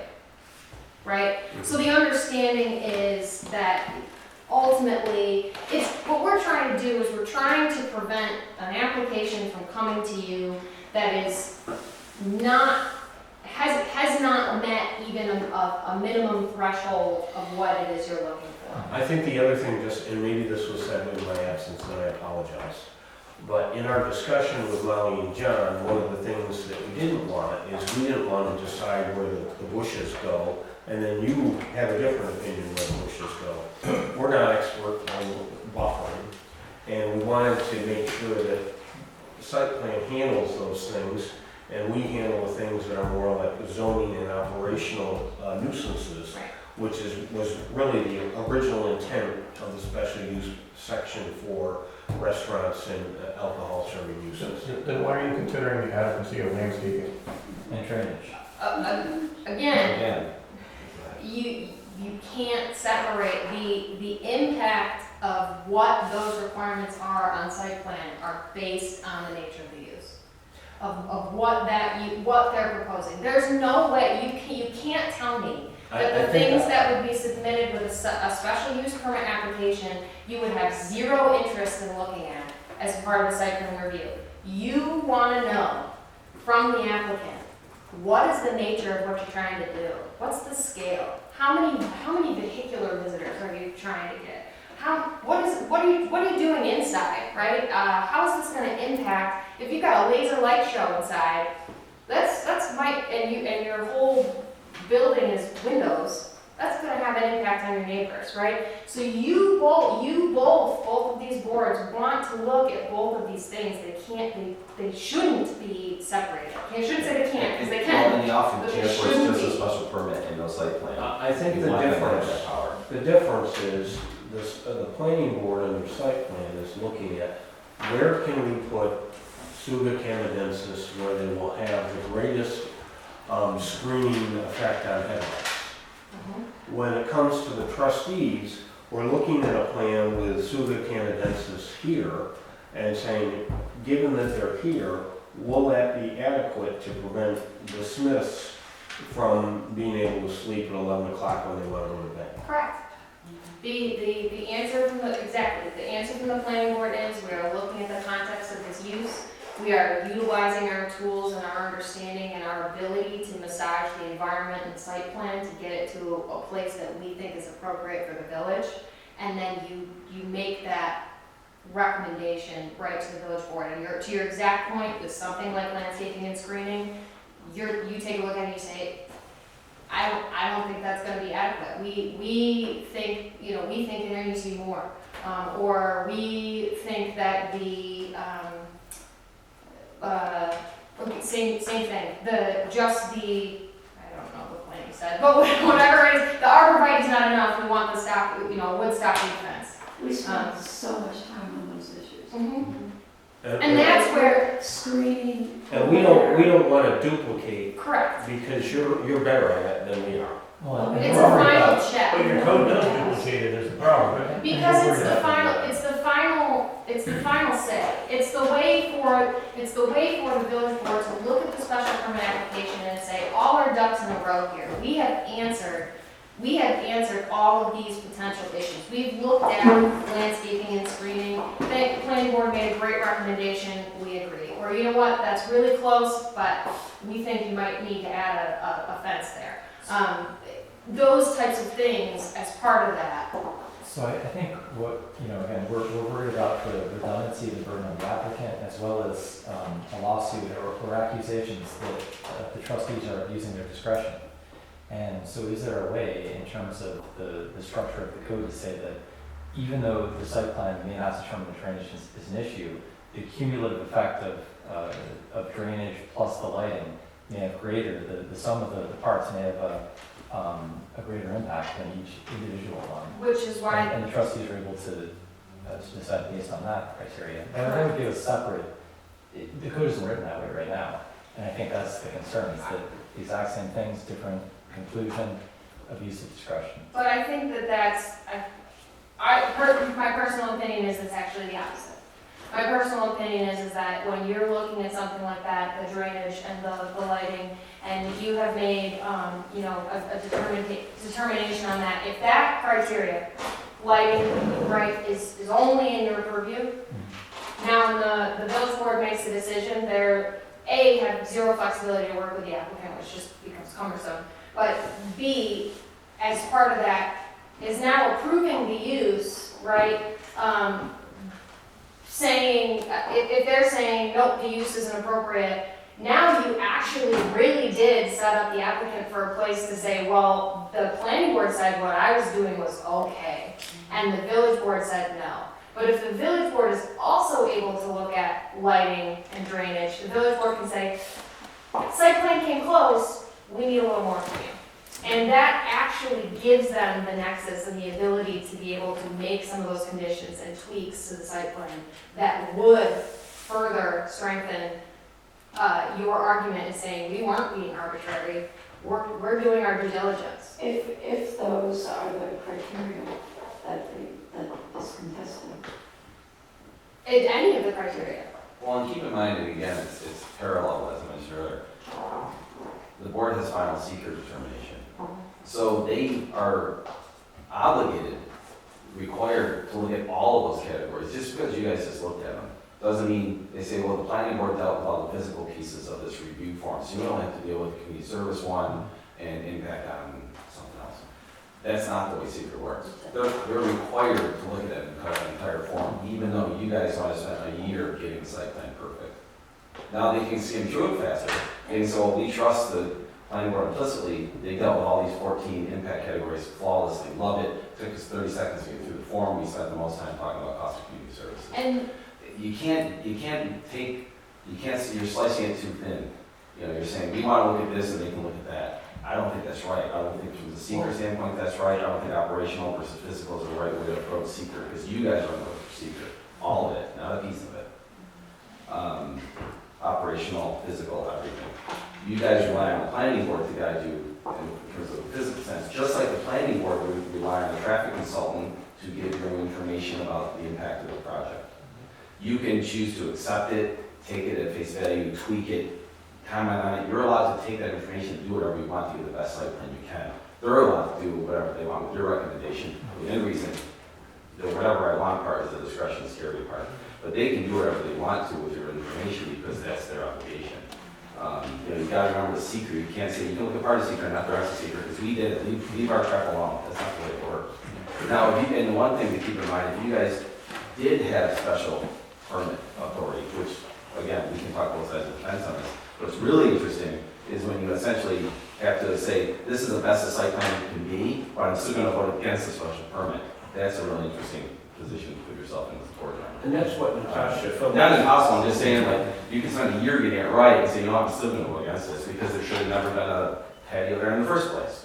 When I talked to Natasha Phillips, she played out the pros and cons of which place the special permit authority rests with. And that is one of the scenarios she said was a caution. If you give both authorities to the planning board, then they may contradict themselves, because generally, again, a site plan is a crafting exercise to produce a better plan that mitigates, whereas a special permit review is a yes or no authority, it really has more teeth in it, and it could potentially put the planning board, just like you said, in jeopardy, where they gave the hints of approval with their site plan approval, and then contradicted themselves. Hey, can we go back to an earlier thing, which was, are there any things that we think should be removed from the special permit review, which might, which Might eliminate some of the conflicts. it would certainly reduce the number of possible conflicts. Yeah, I mean, further comment earlier, I mean, there's a lot of these arguments are made on really high intensive uses. And I think, as we said earlier, there's an argument that can be made for the trustees doing that, it's often done. But again, I mean, some of these smaller things. Right, such as trustees doing all of them. and, Yeah, exactly. and, right. There's that, but, you know. But the kitchen on North Main Street it seats 12 people. You know, that it's not it's not hurting anybody. Well, I mean, maybe this would be useful for the consultants, because when we look to talk about how we looked at that application, so we had an application come in, turn what was a retail store into effectively a bar that had a token restaurant. Which location? Right there. The kitchen is On South Main Street. It's right in the Four Corners area. The lounge. Yeah, go on. Yeah. Okay, so that came in, they applied for a special use permit. They submitted an interior layout and said this is where our seating plan's gonna be, and that's all they submitted. So that was forwarded to the planning board for comments. The planning board looked at this and we're like, we have no idea if lighting is adequate for pedestrian safety, we have no idea if, whatever, pretty much any of these factors are making any sense. And so we're in a position where I don't think we can really ask for much because it was referred to us by the trustees. It's not like we can say this application's incomplete. So it comes to us, this has happened and many times. And then I think we sent back comments that basically said, well, we don't know if this applies, but here you go. Basically, we sent almost no comment thing back to the trustees. Meanwhile, that added, maybe a month to the review schedule to solicit our comments. I mean, I don't know what it is, it could be 6 weeks, it's depending on it, but it was just not a useful exercise. They never changed anything on the exterior. Maybe they put a patio in the back. They put a patio in the back. I don't know. They didn't. They got approved to. They never did. So, So then I propose that a good exercise would be for the three different groups, you guys, the planning board, and us, to take a look at what is specially permitted and see if there are recommendations of things that maybe should just go to the planning board. Yeah, I agree. That's very You, I don't think that's complicated at all. I would say don't. Do you mean having planning board issue a special permit for some things? No. Yeah, Just- for some things at least. May I suggest, You don't wanna do that. That's not what I'm saying. Oh, okay. Yeah, so what I'm saying is, are there things that are currently listed as an SP that should not be listed as an SP? Oh, there are those too, yes. That's what I wanna look at, because that reduces the number of times that both of us have to look at it, and that reduces the problems for conflict. Now, It's better than nothing. The only thing I wanna say so Justin, that's an exact example of the stuff that we tried to fix. Because one, the way that the draft code is written now, if it's referred to you, first of all, it would start with you. So you have full purview to say, we need more information. We're not moving this forward until we get more information. And even if it was something referred to you, you again still have the ability to say, we need more information. We can't give you any real response on something that is not adequate for us to make any determination. So what is this initial review? It's not an application to the planning board. It is. Of course, no, I thought we were supposed to provide comments to the trustees. No, it's a formal, so what is essentially happening is those applications, both that come in, the site plan application, and the special permit. There's no site plan application. There is. We're not changing the site. Oh, I'm sorry. So the special permit application would come in as a complete special permit application. You go through the special permit review process. That's the reason why the special permit section doesn't say village board, it says reviewing board. You have the full ability to go through that special use permit process, and then the only difference is your final action is not the decision, it's a recommendation. So you go through the same criteria and findings on that special use permit, and you send in your decision and recommendation to the village board. We think, in our review of this, we think X, Y, and Z based on these things. We recommend you approve it with these conditions, or we think this is totally inappropriate, we recommend that you deny it. It is a full step in the process with you. There is no coming to you with a piecemeal application. That's all we've ever seen. Yeah, I understand that. That's what we were trying to fix. That's what we're trying That's to exactly the issue, and let's use that as an example. And that was one of the broken parts that we made it an issue to fix, is the way that process was working, or clearly not working. And when it came to the building inspector, there were issues, criteria, that he should have said, this is not a complete application, so that didn't happen. Now that's fixed. Number two is it would come to the village board first for sort of a general review of appropriateness. Again, that was changed. It first goes to the planning and zoning board for site plan. That's number one. And this board will not even look at it unless the applicant said, we'd like a pre-application review. That's up to them. That's That doesn't information. involve you either. Oh my. The point is, we've changed it, so the planning and zoning board is first. And before, it would be like, here's what, maybe review it, there's no criteria or anything, but, get back to us about how you feel. I mean, that was kind of what was happening, and it was not right. No. So that's been changed. And you have the opportunity, again, same thing, no matter how small the application or how complex the application, it starts with you. Exactly. So you are the one, if it's just a patio and they're not changing anything else, you have the full ability, that's great. It wasn't about it. It's like a mayfly. Okay. Very efficient. Listen, I don't want to send it. There's a reason why I stay inside. So you have the full ability to be able to say, all right, we understand this application is small in nature, so you know what, we don't need all of these elements of the application that are put in the material requirements from you.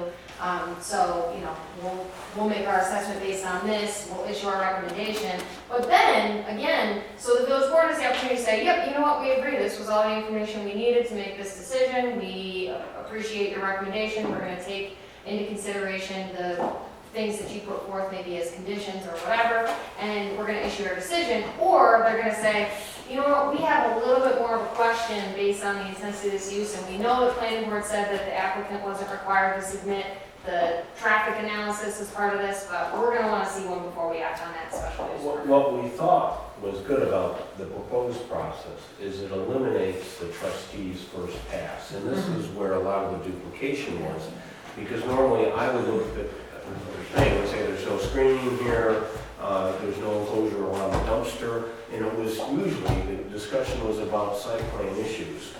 So the proposed process takes that away from us and gives that to where it should be, which is with you guys, because these are the things you look at all the time. So, one of the things that I know we talked about, coming from us at some point, was a flow chart. Yep. That kind of gave an idea of how applications are going from, where they're originating, where they, go through a review or a recommendation process. Just enough. So each application, so I want to just orient this to you, and I will say, please don't get hung up on certain terms in here, because this is not meant to be a final piece. This is really meant to be more just visual for those of us that need to map it out a little We bit. want Jeff's opinion on words like opinion. Right, right. It's just a sequence of events at this point. So the reason why we have the certificate of appropriateness process at top is because that is the end-all be-all aspect of how your draft code goes. Anything that comes in with requiring a site plan or a special permit obviously has to go through those processes. It's best if it goes through those processes before it gets to the Historic Preservation Board, because that provides them the greatest amount of context to decide in what their decision and purview is. So that's where, again, we have a site plan and special permit being contingent upon that C of A being issued. So that's the final end of the process if you were to have a complex application that required all of these reviews.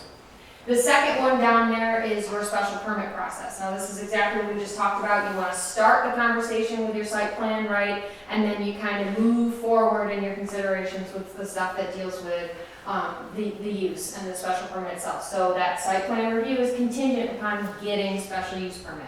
But you'll see very explicitly that application material gets sent across to each board, right? So you have, the village board can't take any action until they have a recommendation from the planning board, okay? We've also built into this process the opportunity, like I said before, for that application to go to the HPB. There's no formal review or purview on these things for them on an application, but it's an opportunity for them to say, hey, these are some of our red flags or some of the things that we'll be thinking about. So just to give you an idea of what that looks like, here's some written thoughts, opinions, whatever. Do with them what you will. There's no binding anything on that. It's just to help smooth the process, make sure the applicant doesn't get to the CBA at the end and the HPB is like, well, where's this? Right? So you have the opportunity to think about that and respond to that from the start. Can I make a suggestion to clarify this diagram? Yeah. I think if you use the solid line for the, the process, and then all the optional ones you left dotted, so. Oh, sure. I Yeah. think that would help clarify. Absolutely. Yeah, definitely. I understand nothing on this. Sorry, I just don't understand what you're trying to show. So you follow the process of each one of those white bubbles, vertical bubbles, is an agent or a body that has some form of authority. What's an SP and what's an SPR? Special permit and a site plan review. Correct. So the special, the application, which is so anything that is that blue symbol is something that would be a document, whether it's an application, it's a written decision, it's the the notice of decision, whatever it is. This is obviously clearly simplified, because we don't want to muddy it up with a lot of, too much stuff. But it's essentially what it's showing you is when the application comes in, you've got your first check with the village clerk, or the CEO who says, yep, you checked all the boxes on what we're asking of you. Or the idea of, well, I know this is a small application, so I think you checked the boxes you need. I'm gonna go ahead and forward this application now to the various boards that have an interest in it. Then that application goes to those boards. If there is, any input, like I said, from HPB, that would get plugged into your review processes, the actual board of authorities review. In particular, if you take a look at the special permit process, it is a requirement that you have that recommendation from the planning board that goes to the village board before that happens. The one thing you don't see there is the public hearing that the planning board could hold with a special permit. One, it would fit, and two, it is technically optional, but again, it does not prevent you from doing that in good practice. So that then goes to showing you your final decision lies with the village board on a special permit application, and you have to do all of those things before you can get your building permit or your zoning permit. Is there any way to, the SPR, site plan review decision is contingent on approval by the village board, right? In the schema and code right now? Yes. Is there any legal way or examples that you've seen of not having that? Because I'm worried that if the village board, we make our, we pass on the site plan and then the village board weighs in and they're like, no, that site plan doesn't work. I'm worried that looks too discretionary and a part of the village board. Is that a legitimate concern, and is there any alternative you've seen? So the opposite of that is usually where we see the issue, where you're the one saying the site plan's okay, because again, you're both getting the same application and context of the use. So you're saying the site plan's okay, or maybe you're not, and the village board is saying that the use is okay, right? You're in opposition. But now, as an applicant, I'm looking at that, I'm saying, well, one of these boards is saying that my use is totally fine with that site plan. And the other board's saying my use is not okay with that site plan, right? That's why we make it contingent, and that's why we have the final say with one board. Because now, for the applicant, it's the understanding of, the hierarchy of consideration. So they now know, right? They now know that their final answer lies with the village board. I think it's good for the final answer to lie with the village board, but it seems like then they're altering the site plan decisions and considerations that we've made. Right, again. And maybe that's by design, but it just feels like that could be challenged. I would say, so hold on, so I would say if we went with what we're talking about, right, removing some of those site plan criteria or considerations from the village board, you're absolutely right. Then the applicant can say, well, what are you doing looking at the site plan and commenting on the site plan? That's not something that you need to be looking at. That's why we have overlapping criteria.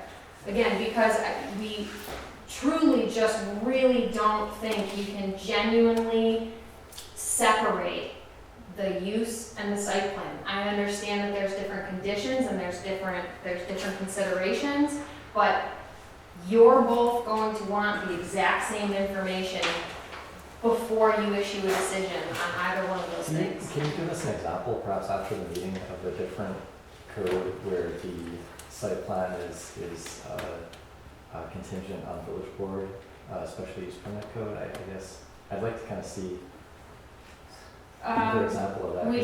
Village v. Aurora. Okay. Village v. Aurora, actually, they do not even allow the planning board, they call it planning commission, old nerdy zoning story behind that, code story behind that, but It's really cool.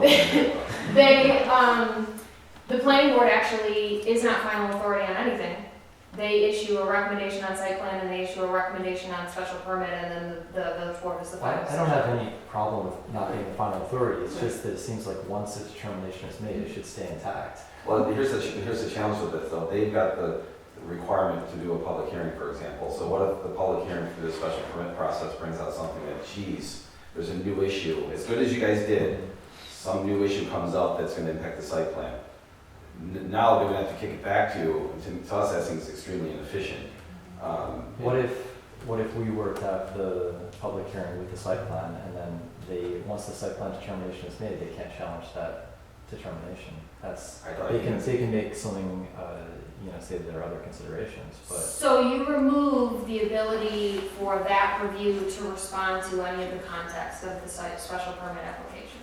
Because now you're inherently making a decision and saying that the use as proposed is okay, so don't mess with our site plan because we say it's fine based on what's proposed. That's why, like, Because that's, it meets code. right, We don't just look at if it meets code, we look at how it impacts other people, and if people come in and talk to you about it, you work out the issue, correct, or you deny it if it's unresolvable. correct. Now, So, that's rare to deny it, because usually you can come up with some amenable solution. which, But a lot of this just, in the most typical case, these reviews are probably going to be redundant and add significant time. which is, I mean, again, that's, in our opinion, fine. The point is that the due diligence, right, is done from those that know it, that walk it, talk it as part of your meetings. The village board is relying on your expertise. The thing is those concerns that you're raising about the potential for an applicant to say, whoa, whoa, whoa, village board, what are you doing starting to tell us something the planning board didn't? We're providing them, we need to provide them with a similar range of purview for you, because there might be things that might need to be adapted or adjusted as part of the site plan. And to say hard and fast that the planning board, in issuing a recommendation on a special permit and say, well, our site plan is now sacred, that hamstrings the village board in being able to respond to any of the use-related And what it would, criteria. the other thing it could, I think it's a bad idea, but it doesn't mean we can't work it in, but I think what could happen then is if something comes up where they say, you know what, based on what we now know, this site plan doesn't work for us, they deny the special permit. So now instead of in the situation of, that's what they're faced with, they don't have recourse to go back to you, it's a denial. Now, So, I don't know, I just don't see the benefit of that. the one thing I will say, right, and this is a potential, an option. There are communities that we've worked with that, rather than saying that a specially permitted use requires site plan review, they build in the site plan requirements into site plan review. But now that means that the village board would be looking at the site plan review, the site plan and the special permit without it. Because that's your purview, and we're giving them. And that defeats the purpose of what we're trying to do here, which is to give the planning board back authority over site plan issues, because we don't want to deal with them. We want to deal really with the operational issues, not with the environmental issues. And I guess, I mean, In most cases, the bulk of the environmental issues will be handled by the planning board with site plan review. And then we deal with, okay, it's gonna happen at 2:30 in the morning for an after-hours club, it's illegal. No, you can't have a special permit. Or, yes. you can. and one of the ideas is that for you also being able to look at the special use permit and render some recommendation on that, that's part of that is intended for you to look at the applicant and say, it's 2:30 in the morning, let's talk about your special use permit application, and let's talk about what we think is gonna work. And we're good, because ultimately we're issuing our recommendation to the village board, and we know that the village, the applicant knows the village board is gonna be able to act independently of you, but that's an opportunity for you to have both of those pieces of the application, work with the applicant, and create the right parameters of the use and the site, because they are very much interrelated.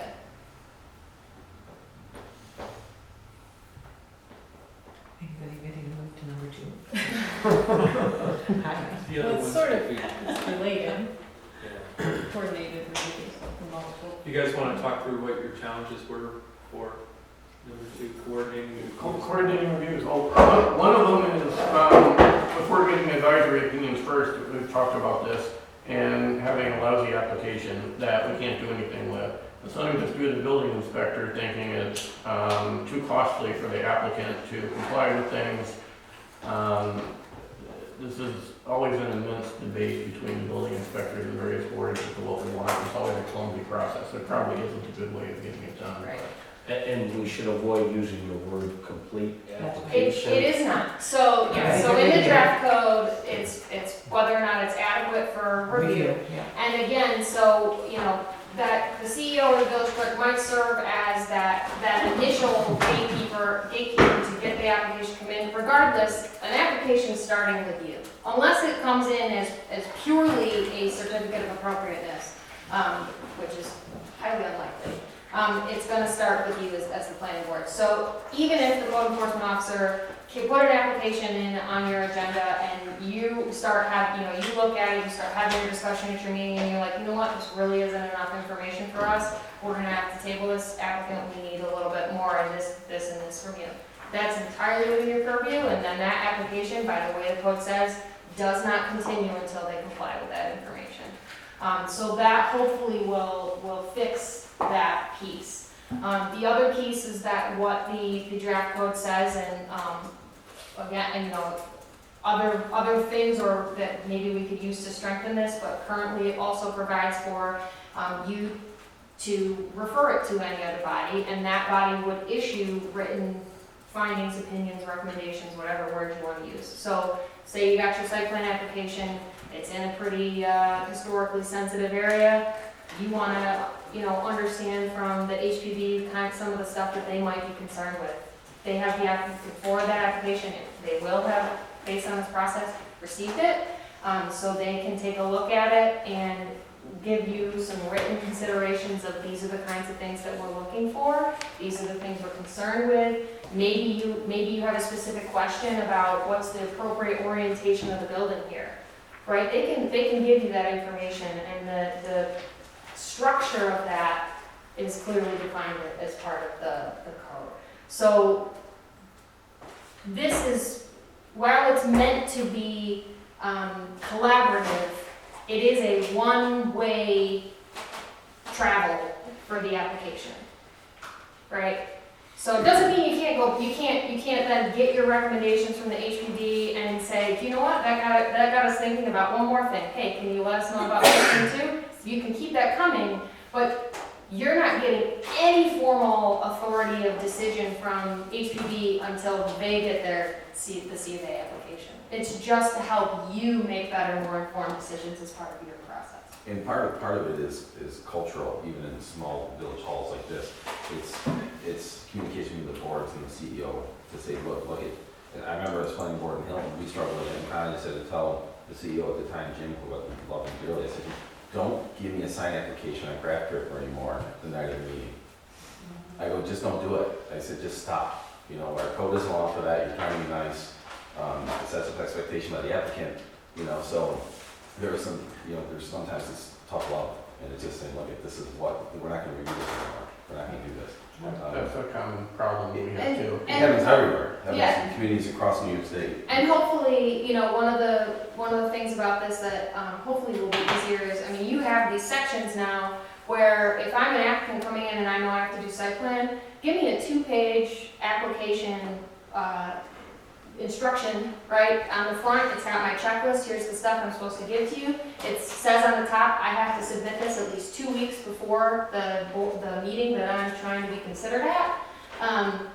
And then, from there, these, please refer to this section of the code for requirements on this section of the code for requirements on this, right? So it becomes a little more user-friendly, and then you get out in front of the potential for the applicant to be like, well, where the hell is this coming from?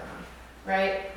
So there's some ways that aren't necessarily going to be codified that will still, in your implementation of the process, make it better. So, coordinating reviews have always worked poorly in the past, and for a variety of reasons. But we don't have any staff members to do documentation and help Forrest out with this. So I know the last time we referred something to architectural board, they gave us nothing in writing. Jeff Turner sent us an email saying, oh, this is what I think the board thought. And it answered some of the things they're asking for, maybe not others. There's a lot of confusion, and I guess this will get worked out with some repetition. And we've had the trustees refer things to us, and again, no documentation. They don't give us written, if someone just says, I make a motion to refer this to the planning board, the planning board gets it, and we're like, what do they want us to look at? Don't know. You know, and, you know, the trustees meeting minutes come out 2 months later, and then it says, oh, that's what they wanted us to look at, I guess, you know. Well, that's an us problem, not a them problem. Well, I would agree, but I mean, I'm just saying that this has worked poorly in the past, and a lot of it is a lack of formal written Right. information going back and forth. And one example I can just give you, and that the city of Rochester does, so they, specifically for special permits, for example, there's 5 special permit criteria that they have, and it's all, you know, is it consistent with the zoning code of the comp plan? Is it gonna have a, you know, create an undue burden on the neighborhood or whatever? Can it be adequately served by utilities and all these basic criteria, 5 of them. They basically have a worksheet, and it's those 5 criteria with a bunch of lines under them. And us as board members, we can utilize that to go through and jot down our thoughts. And then when we're done, right, we have that, in this case, we have planning staff person, but, you know, could be the chair, could be secretary, whoever, right, goes through and say, all right, so what's our answer for this criteria? Yes, we're concerned with this, no, we're not concerned with this, we can make a recommendation for this, right? And then that, I mean, again, in the case of special permit, you're both looking at the same criteria, so you're literally giving them a play-by-play of your thoughts on what the special permit answer should be, with the same things that they're gonna be looking at, and their opportunities to say, yes, we concur, you know, or no. Okay, so let's comment on this. How does the report work? So, just the mechanics of it. People are sitting around in a meeting, 2 board members say I have a concern about this, 2 others say I have a concern about this, 2 others have, I mean, and neither not even firm agreement among all of them, but you need to get a document that represents the board, not the opinion of the person who wrote the document. Right. So the report normally has to get written after the meeting. I mean, you can discuss the issues beforehand. But the formality of sending it as a formal document would, I mean, oftentimes we adopt them as meeting minutes in the subsequent meeting. So you discuss it in one meeting, something gets written up, you need a whole other meeting to approve it. Once you, in your discussion, once you identify, you know, we need better lighting here, we need better screening here, I think we should have a fence instead of bushes here. And then, as you do with findings, you would take a vote on your recommendation with these, and the motion to take the vote would include the recommendations that you would pass on to the trustees. Yes, and I would say, correct me if I'm wrong, I would say because that review is in an advisory role, there is no, your notes, right, your summary as you go through those things, you make notes on this, these are the things, you know, we'd like to make a resolution of recommendation or our advisory comments with X, Y, and Z, right? I mean, that doesn't have to be formally typed and then, you know, reviewed and commented on and approved again by you in another meeting. It's intended to be advisory, it's not binding, and it's not, you know, it's a matter of public record, but it's not like a formal decision that then has to be filed and submitted with the applicant and with, you know, village clerk. It becomes a part of the application, it becomes an element of that. Okay, so you discuss it in the meeting, you flesh it out, someone types it up and then sends it to the other board, basically what you're saying. More or less, yes. Okay. Should be the responsibility of the secretary to do that. And it should be, I mean, it could be very succinct, that, you know, bushes need, you know, Sugat canadensis needed in the northeast corner of the parking lot. I can't tell you the number of times I've marked up a literal printed copy of the site plan, and that was scanned and copied into the referral of our decision from the planning commission to the city council. in many situations, marking up a site plan, having an extra site plan that could be marked up, would clarify more precisely what your intent was. And you do require 6 copies at this point, I think, to be submitted. Yeah, that's it. That's never happened. Okay. So, or, you know, if not the secretary, then assign it to someone else, but just make sure it happens and follow through on it. That's- Well, there's some procedures that, Very- whatever we end up with here is code. Yeah. We're gonna have to go through procedures so it works. You know. Okay. I don't see any violations. Yeah, this has been something that's been a mess. The code there, 21031C, Draft or is it draft? well, it's a draft from our current code. It says you can't consider an application if there's an outstanding violation. And this is just a hot mess because, you know, if you take it literally at this, it's just unworkable most of the time. First of all, every property has a violation. If you're to look at it if you're to look at a code at a small, at a literal level, I think if you have a weed in your yard, it's technically a violation of some section of code. I talked to the building inspector, and the building inspector says, so if it's a formal notice of violation, that's one thing. If something violates code, that's another. But then again, if it's a formal notice of violation for one thing, that doesn't mean you can't allow some other things to occur. So knowing when you can move forward and not really needs a lot of clarity. So is it a formal notice of violation to the building inspector that trips this? Or, so this, and, so that's something that's been a problem. So we had an issue where someone wanted to put in a sidewalk, and that was denied because they had an outstanding violation for a pond. And they're completely unrelated. I'm just making an example of this. Knowing when to do this and when not to do this is just been a mess. So that's, I would say, a matter of policy on behalf of the village. I think we can clarify that. In a sense, I would say the majority of us probably agree the intent is, if To we're- encourage compliance. to encourage compliance. I have a violation, I'm coming in and it, say for example, right, I have an illegal pond or something where there's a violation on my property. I've gotten a notice, it's recorded, I'm aware of it. And I'm trying to come in and do, build a shed, right? If my property's, there's a reason why I have a code. If my property's not in compliance, I should have to answer to that. And if it's not something that you're concerned with, you probably should take a look at that part of the code and say that that's really not necessary to be a violation. So the answer is, if they come in with an application, there should be, good faith effort on behalf of the applicant to try to rectify that violation in some way as part of the application. And that's consistent with state law. It is entirely within your purview to be able to say, your property is in violation. You've been made aware of said violation, so you don't get to make any further improvements until you bring that into conformance. Wonder if there's a special use request on property that they don't own that has a violation. That's when, so any application would require the signature of the property owner. I've got a good example. Here's a good example, Susan. Let's say Northfield Common, where there's 10 buildings, okay? Someone's coming in for a special use application to the old Bill Walls building. Meanwhile, there's a violation on the map shop over here. Should this, should we Are they all penalize? under one property owner? It's all one property owner. Yeah. One parcel. Yeah, okay, yeah, so again, so in that situation, any application has to have the consent and the support of the property owner anyway.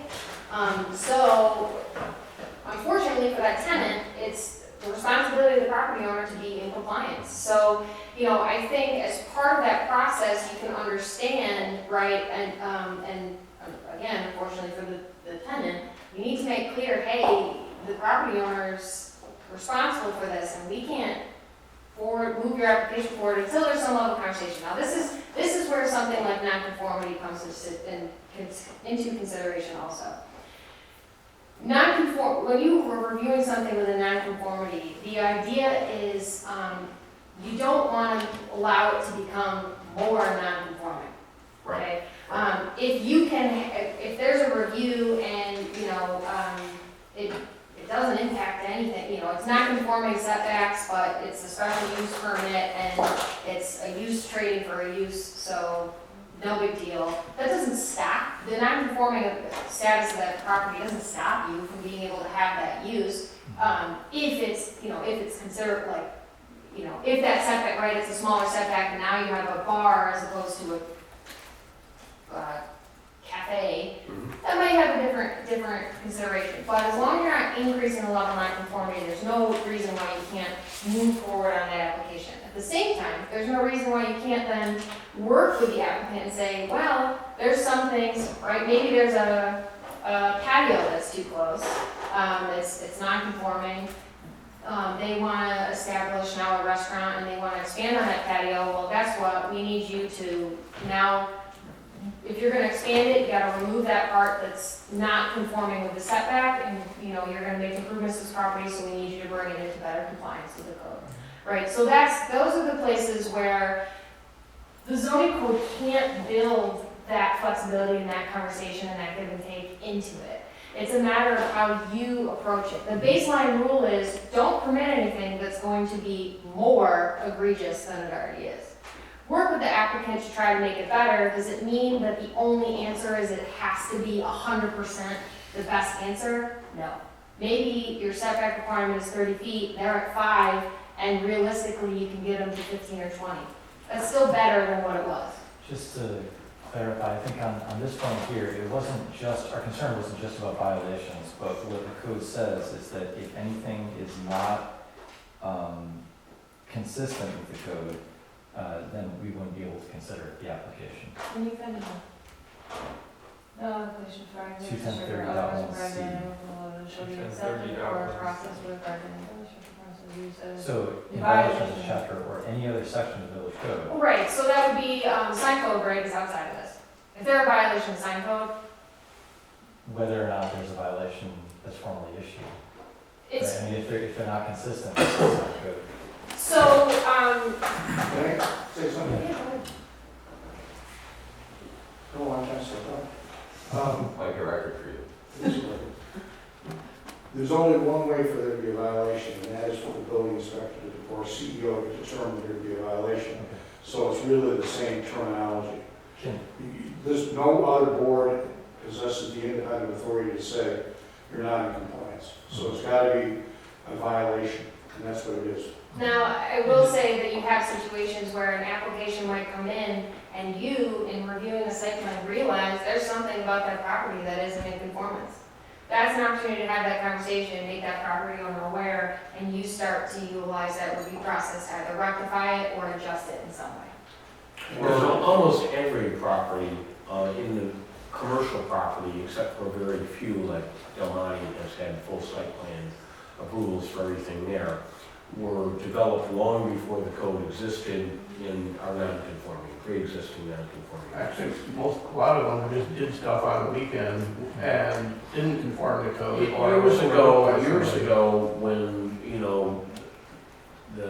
it was a different era, the building inspector was less cognizant of the code.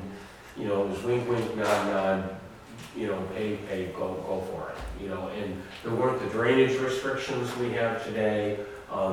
We didn't have the capacity issues that we're facing with our storm sewer system, so it was a different era.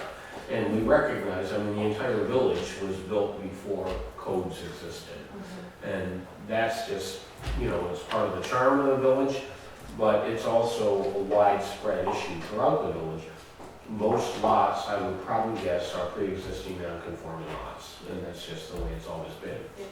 Jeff, can I ask one question on this application question?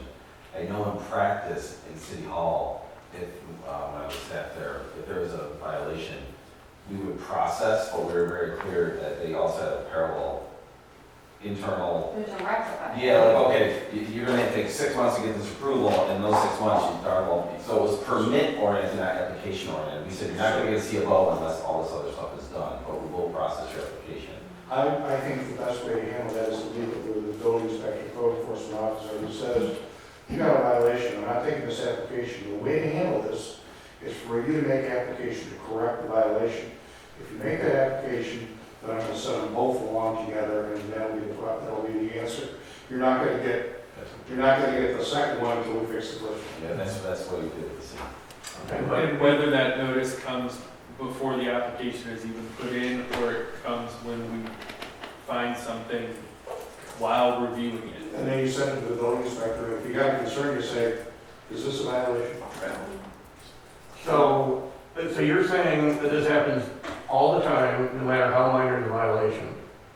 So again, if you have two different buildings on a property, you have one business that starts remodeling a room without getting a building permit, he issues a notice of violation. You're gonna deny all applications for all other businesses in that entire area until this smells like a massive lawsuit because you're punishing a person that has no ability to fix it. But you're talking about a common owner then, and the common owner can fix it, and you make it very clear that the fix is, all you have to do is come in and apply for your building permit, that's your example, and where the rest of this stuff is gonna fall. That's the fix. But it's not a lawsuit. That's a tenant property owner issue, that's not a you issue. If you've made it very clear in your code that this is what, I mean, that's a very reasonable provision. If violations exist for a reason, we created our code for a reason. If you are not meeting that, and you can feel for the tenant all you want, that is a tenant landlord problem. And understand, if we know it's a violation, it will mean that there's been a long string of communications between the building inspector, the CEO, and that landlord to try to correct it, up until the point it actually becomes an official violation. The landlord is not gonna correct it. Tenant A needs to correct something before tenant B can do an application. And they have The answer is that the landlord has the control. They have to exercise that control because they're the property owner. It does That's parallel. why tenants can't submit applications Right. without consent of the property owner. I mean, that's, if the property owner, their inaction is causing me to not be able, right, I mean, that's a civil case? I mean, that's straight, you're saying, you're restricting my ability to do business. and operate. And, I mean, and then you've got the whole outside of that, I mean, their own tenant agreements and leases and everything else that goes on. But, I mean, it is, as far as building code, all the way from local code, all the way up to building code and state law, it is the property owner's responsibility to make sure that the property is in compliance with the codes, all applicable codes, which applies to building code, local land use law, zoning, and all of it. And what I was just gonna say is this requirement parallels state law, because if you read the building code, everything in the building code is to get pre-existing non-conforming buildings. Once you make a change, you've gotta make it comply with the current code. Which is a tougher, Yes. It's really impossible. yeah, so that's a tougher challenge than what we're talking about. Well, yes. Violation. But that's where, again, I mean, so this is an opportunity, like I said, you have the ability to, right, maybe you look at the example, one of the examples I gave. Your setback requirement is just unrealistic. For the use, for, the property to be usable in the way that you have agreed that it is appropriate, maybe they can't meet a 30-foot setback requirement. Right now they're at 5, realistically, we know we can get to 20. So we work with the applicant, we work through site plan review, we're trying to get it into a better, place. I'm running up against a deadline with my children. Are we going What's to the go last, this longer? what's the last little thing there? Other, Big thing, I mean, sorry. So, What is it? other. non-conforming properties, We did that, right? So that was a 5. no, that was outstanding violations. The other thing is non-conforming properties. I mean, we see all of this stuff all the time, where there's problems with a property, it may not even make sense to fix it. The one, So then you don't, as long as you're not making it worse, So, I mean, right now, we're normally in a position to just selectively ignore code. And I have a hard time with that. I don't like that. We don't really have any teeth to use to, I think what's nice is kind of have some flexibility to nudge things along every time they come in. Well, we don't really have any guidance as to say, well, let's get this up to snuff or let's not. So everyone comes in and says, well, we don't want to fix this, it costs money. And so then that basically perpetuates things kind of forever. And the same thing if forcing,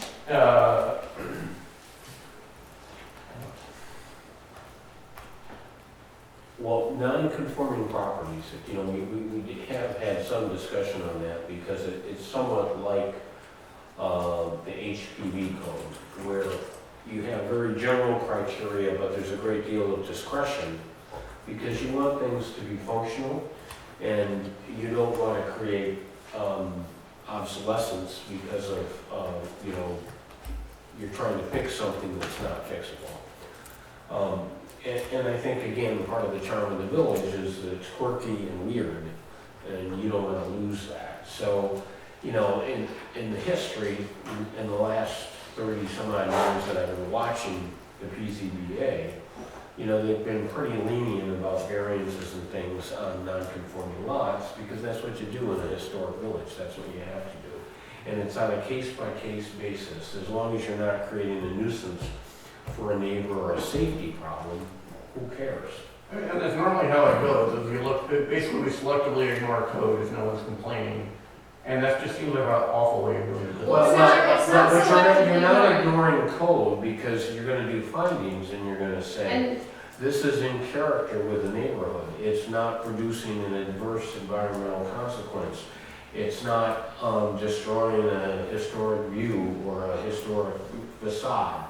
You know, you can qualify it so you can say that there's no adverse consequence, and that's how you justify it. one of the purposes, one of the purposes of the non-conforming section, I mean, clearly, you want to reduce the situations of non-conformities. I mean, that's the point of having the code.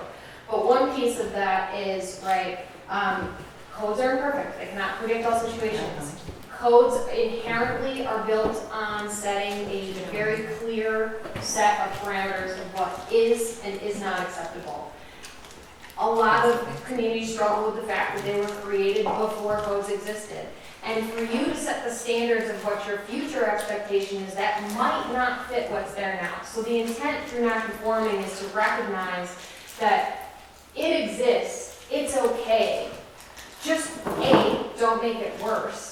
And B, right, this is just an opportunity to take a look at it. So if it's something like Bob was saying that can be fully justified, these neighborhoods have been developed in this way for 100 years, and you know it hasn't caused a safety problem. It is important to our character. It is, you know, all of these positive things. That's not something that should be argued to the extent of improving it. If it's something, right, that has been done and that's contrary to the goals and visions of the community, you have the opportunity through the non-conforming section to say, all right, you know what, your site's got this parking lot right in front. We understand that you want to do something different with it, but we're going to need you to kind of figure out some ways that you can help create a better street wall with some of the improvements you're making. We're not asking you to tear down the building and move it, but let's have some incremental change until we get to that point. And same with facades. You know, I can't picture the, I know where it is, but I can't picture the lounge building with the kitchen. I'm not sure it's a beautiful facade or subpar, I can't, but. It's a circa 1920 colonial Bible, it's very appropriate. Okay. So And it's not the best example. I was gonna say it's pretty. All right, so I know like in Greece, for example, and other communities, Greece, Go to Greece. I am actually, because, you know, the idea with that is, is try to, when you've got non-conforming facades, for example, that you want to improve, even though the building may be non-conforming, the site may be non-conforming, but they're in for that application, all right, now we want to bring you more in conformance, meaning we want the facade to look appropriate to Pittsburgh. Whatever that is, let the conversation begin. You know, but the non-conforming provisions aren't meant to allow everyone off scot-free either.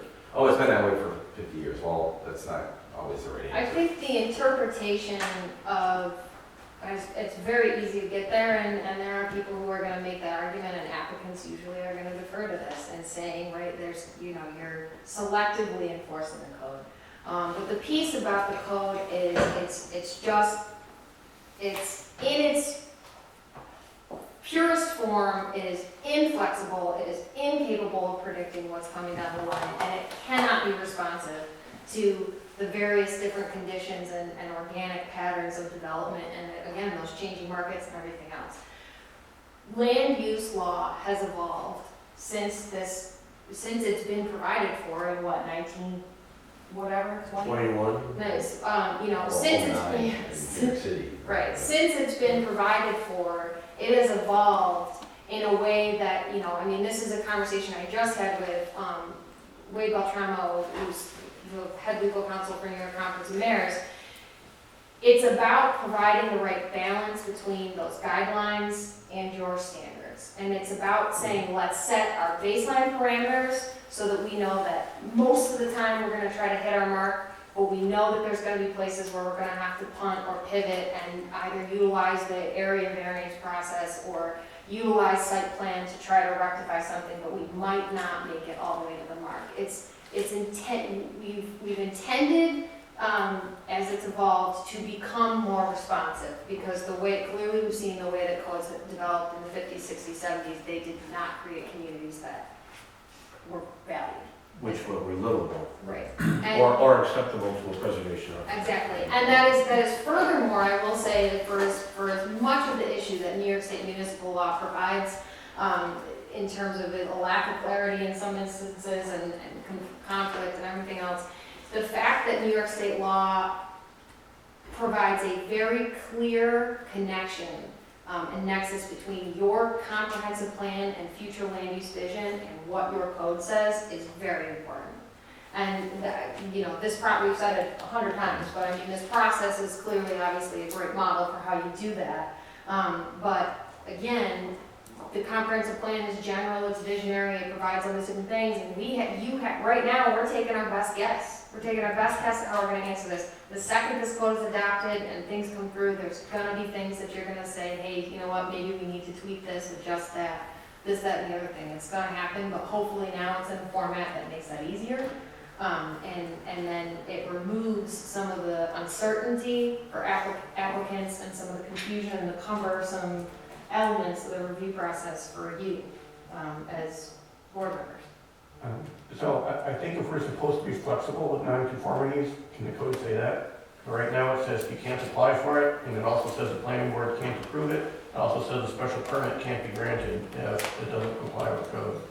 So so I think it makes sense, for example, we saw some example code that our attorney gave us that gave flexibility to non-conforming lot sizes, because obviously you're not going to change that. Setbacks for buildings, we often have granted variances for that, but again, we're not moving buildings, and we're not changing lot sizes. So one of the things I would say, the reasons why you wouldn't want to do that is because of those situations where you do have the character that you don't want to continue.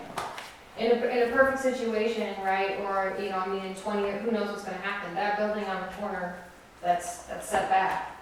What if you have, right, what if you have the opportunity in the future to say, the owner of that building or future owner of that building says, I'm about to make some significant improvements to this property, you have the non-conforming section to be able to say, you know what, and now it's time for that to actually look like what we want it to look like.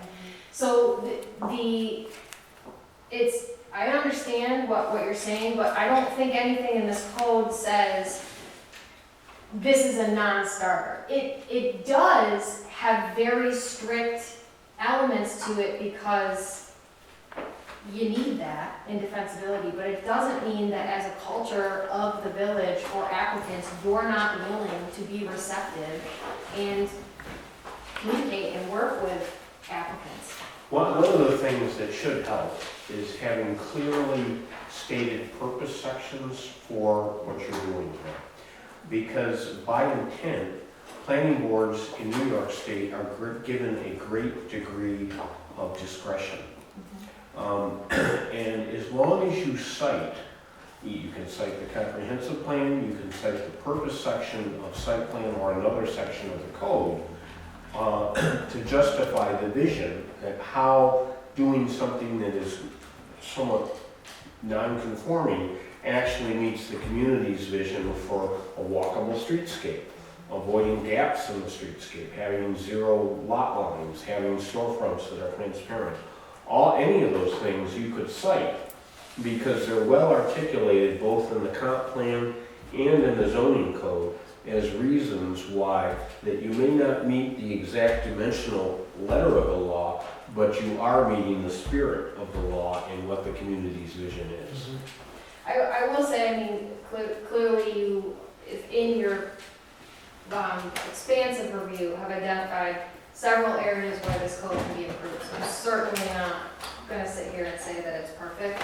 But I would like to think that with the inclusion of, one, the framework of it, cleaning up some of the review procedures that we have, and providing more of that context, the purpose, the intent, the applicability and inclusion of the vision of the comprehensive plan, this becomes a much better document in terms of your defensibility, its ability to be defended and its legality. Because, I mean, that's one of the number one things that like New York State Department of State talks about, right? It's, what is it? In the absence of a well-considered plan, the land use regulations that are intended to implement that threat can be challenged. You have a clear threat that says this is what we're looking to do and this is the standard that we set. And it makes it all the better because, as you know, if there is, we can't code to exclude lawsuits. They're potentially going to happen. When that happens, those applications don't always go in front of judges who get land use law. They just maybe don't. There are no judges who get it. All right, we heard it there. That's what's been my observation so far. And as such, you can say, look, we have this concept. Here's our purpose section. These are the exact reasons why we said what we said and how we did it. And we were very, we did our due diligence in going through our findings and issuing our decision and considering alternatives. I mean, what this process does is it gives you the opportunity. No applicant could come in and say you didn't try to, you slammed the door in their face. You have the opportunity to say, all right, let's try to make this work. If it's wildly out of the realm and they're just not looking to work with you, that's their problem, right? I mean, but you have a very strong set of standards and a vision that's stated in the comprehensive plan, and then you have a tool that's now can be utilized to back that up that I think can be, the connection between the two is very good. I mean, just think about that, having a judge looking at the, mixed use Erie Canal future land use area and its language that is very much tied and reflected into the purpose statement of the mixed use Erie Canal district. That is probably one of the strongest arguments that could be made. So again, I wish we could codify to prevent legal challenge, but at the same time, I think this does a good job in putting you in a good position. Well, frankly, I'd have to disagree, is if we don't know what to do with the code, what I'm hearing you say is you're flexible to do whatever you want. If I don't know and I'm raising that concern and I can't get it by reading the code, I can listen to you all you want, it's not helpful. I'm just wondering if we can get some of the stuff clarified so we know we need to, like these non-conforming things, we either say we can be flexible or can't be flexible. Technically, letter of the law here, special use permits, it says it will conform with the district building use and lot requirements in this chapter. Right. If it doesn't meet and comply with every single item in the special use permit, you have to deny it. So not if it's pre-existing non-conforming. Well, that's Because what the non-conforming section says is that as long as you are not increasing its level of non-conformity, it's okay. okay, but there's I would argue that most, or quite a few problems are not pre-existing non-conforming. Like parking lot issues are rampant. And I don't think there's any parking lots that were constructed before the 50s when our parking lot code came out. It would be anything that exists prior to when you adopted us. No, we had parking lot code as basically until this code, basically been unchanged since like the 50s. Right. And there's just, it's not very hard to find a problem that's been around for a while, and like Bob said, there's one point, build it, maybe go on. There's a lot of that. So I think there's some things like where buildings are located, lot sizes, building setbacks, those are often pre-existing non-conforming, but a lot of the smaller stuff often is not. You know, we see lots and lots of issues with parking lots. Every parking lot is designed to the quirks of the property and not designed to the code. So in the letter of the law, this is just, I mean, it basically just looks like a lawsuit trap here. Anyone that doesn't like something, it can just challenge you and say you can't grant a special use permit because there is some violation on the site. So I just think if we're meant to be flexible, let's just write that up and come up with a way of expressing that some flexibility is intended, and not write this up that we can't listen to an application if there's a violation. You can say if there's violations, it's the discretion of the building inspector as to whether an application can move forward, so they can decide if it's a nuisance or not. I've been actually looking at Salkin's writing here too, and it seems to be supported by some cases where they found that a village could not hear an application based on previous violations. And so I think what you're saying, Justin, would resolve. Is it previous or current? This one is previous, but it seems, I know, but I'd like to look a little bit more into that kind of thing. It seems like what Justin's saying, if you allow some discretion to say, if there's a violation that's clearly unrelated, I think that, I don't know if we could be sued based on not. Well, let me ask you this, and I'm not trying to be obtuse, but I'm just saying, if it's a violation, I'm assuming it's something you want fixed. So why wouldn't you do everything in your power to accelerate that? Even if it's unrelated, again, something on your property is in violation, again, arguably it's something you want to be fixed. Why would you permit that property owner to continue to improve and benefit from that property if they have not conformed and will not conform? I like Jeff's idea of having them run in parallel. You can apply, but you have to have something.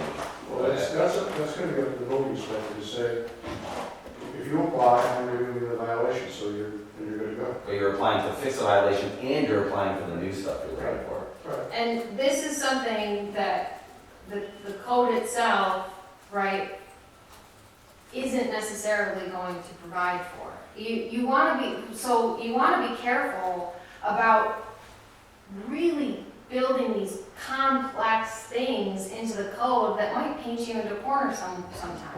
I take issue a little bit with one of the things that you said, because there's nothing in here that says just go ahead and do whatever you want and throw the code out. There are very specific parameters set as part of this code. I'm saying that's what we do now, and that's what we still will do with this code, because if it's just too, we just have to look the other way when things are oppressive and intrusive. And, we do this all the time with things that are, I don't know, violations. Well, I think what happens, Justin, is no matter how precise a code you write, you can't anticipate every scenario. And again, if you simply, as you do, because I've seen you in practice, you use your discretion to say, well, because of the unique lot configuration of this property, the front setbacks don't really apply here because it has a strange geometry.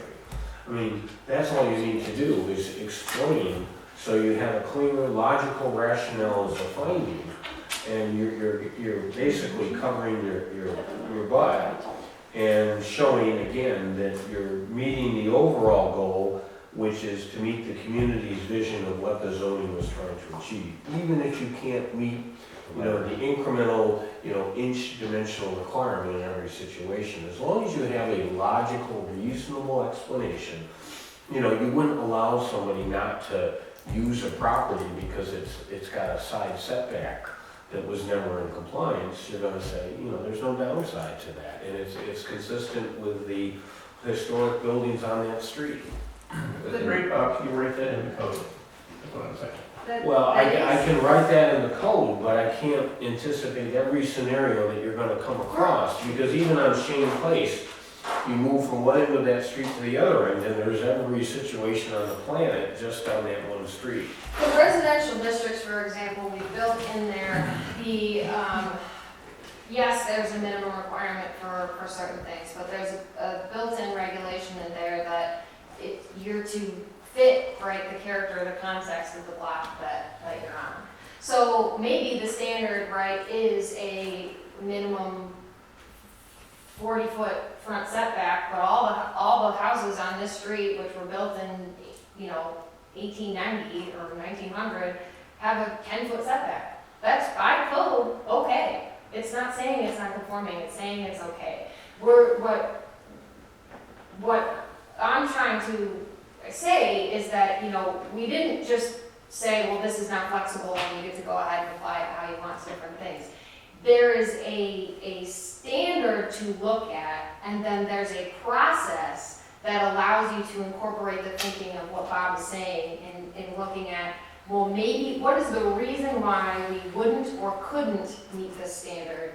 And now there's a process for us to reasonably walk through that, and with our findings and our approval say why or why not we would allow it. Another great example is Northfield Common again, because, okay, what's the rear setback on the Bill Walls building? Well, Yeah, we've had all kinds of nightmares. yeah, I mean, and there isn't, it doesn't apply, because that's on the front of the property and there's a parking lot behind it, so there is no, it really is a standard that can apply to that particular building. And there's a good, because it's part of a complex, and the answer is, this was a lumberyard that became a retail complex in 1971, and the more important standard is to have consistency with the overall complex, and really in that situation, the rear setback simply doesn't apply. Well, then the code should say that again. Two uses entirely different. But So if there's, But we're gonna end up figuring that stuff out. if we anticipate every situation like that, Justin, we're gonna end up with a 750-page code, and then when you're in a meeting, you're gonna have to leaf through 750 pages and find, where's that requirement on the rear setback for the east end of Shane Place? And that's just not, But I think it is in the code in terms of the non-conforming use and not expanding it. It isn't. I mean, that would be hard. So, Northfield Commons, there's all kinds of setback issues, whatever, and we Right, can't even figure out how to exactly. interpret the setbacks, let alone enforce them.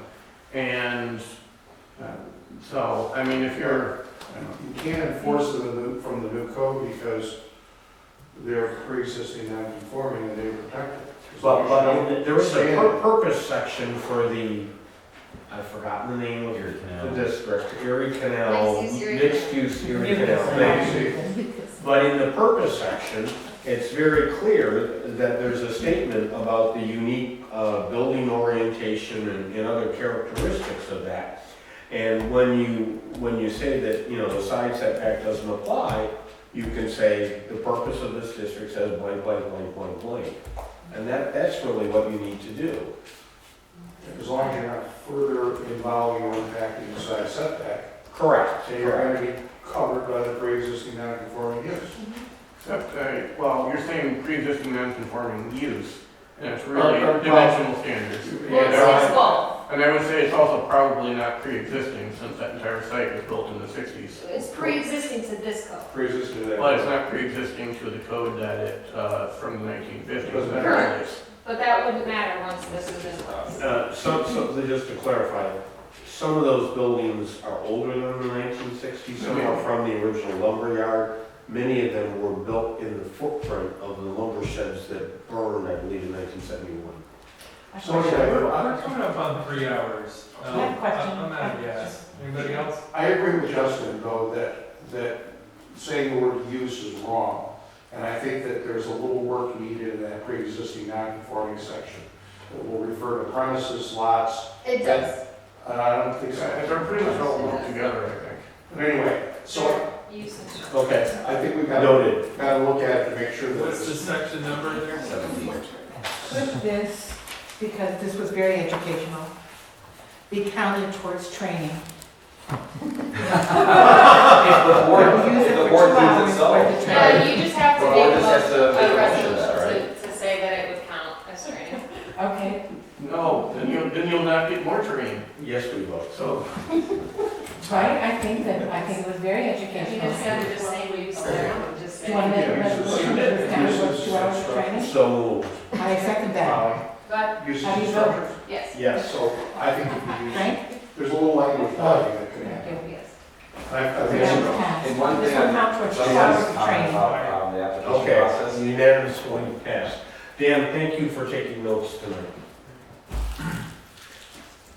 I just wanted, and again, it's a legislative decision, and this is a chapter in here and say, oh, I'm not extremely familiar with in terms of the Your vote, violation of permit stuff, but is there language that you could, is it worth exploring this potential slippery slope of saying, look, you can go through if you've got violations that aren't like threatening or unsafe or, you know, like. I would say no, because then you lose Well, I just all wanna- ability It's a legislative decision, so I just want to hear Right, Jeff's so yeah, thoughts you can towards say that, anything you because want legislatively. that's why, but I didn't want to violate other chapters of the law. But I'm with Molly, why would you? Because then you lose all ability to, when that one stubborn property owner is like, but this has nothing to do with that, and it's something that you definitely want to address, you have now created a path for them to keep going and never address I that. think We the already reason have you that don't, path. But I'm saying we don't want to give you that I path. think the reason you don't want to do that is because there are other administrative remedies for resolving issues, other unrelated violations, and you can't use the blocking of an application as essentially a fine or punishment. Yeah. Well, but, So if I want to get a building permit to put in a dishwasher, and I have a violation for a railing, and whatever it is, and I can't get a contractor for 9 months to fix that railing, just because it's a pain in the butt to get a contractor, you know, that just seems crazy. so here's the thing, and this is what the Village of Honeywood Falls does, and this is the difference. It's a matter of your policy and your administration, right? And you wanting to create this culture of, you're not trying to hold everybody's hand to the fire. I mean, you want to address the things that are something that need to be addressed. So what Honeywood Falls does is if there is when an application comes in, there is a letter of agreement that the applicant says, and I'm going to make a good faith effort to also to remedy this piece, and I'd like, as part of that, this to be considered, right? To move this application to move forward. That's the ideal situation. You want to work with people. You want to provide the opportunity. You So don't they want got- to hold them up because of the contractor. You don't want to be able to create the situation where that person now has a right to come in and just be like, well, through my violation, I don't have to address it. I'm just going to keep trucking forward. They could have a plan, they could submit a Right. plan with a date and a deadline of what the remedy is. Right. Right. Exactly. And then if they fail to follow through on that, well, now you've got your violation to continue enforcement on, and you've got penalties and fees and And everything nobody's else. held up. And that happens routinely. Mhm. But, there are certain property owners that will do anything because they don't believe zoning applies to them. And I think, the enforcement leverage, any enforcement leverage that we can have is necessary in certain situations because some, it is a minority, but there are people that are belligerently, I can do whatever I want. Yeah. Like apartment developers, by the way. Okay. Okay. Anything else that everybody wants to cover, just go around the table? Thank you, everyone. I just want to thank you. I know you guys have been working hard, and this was very enlightening for me. I'm sorry I had to excuse myself to do Or this. plan pass, did they vote on it, or is it a meeting or a town? I didn't stay for the vote. I went up and made a statement because I was on the committee of it, and I believe they're going to approve it tonight, but I'm not sure. The planner gets his wings. That's right. I'm sure it wasn't nearly as good as our consult. No, not even close. So how did it, I'll make a motion to adjourn. I second that. All in favor? Aye. Aye. Okay, you were gonna ask a question, John? No, I think that's good. Okay. I like it.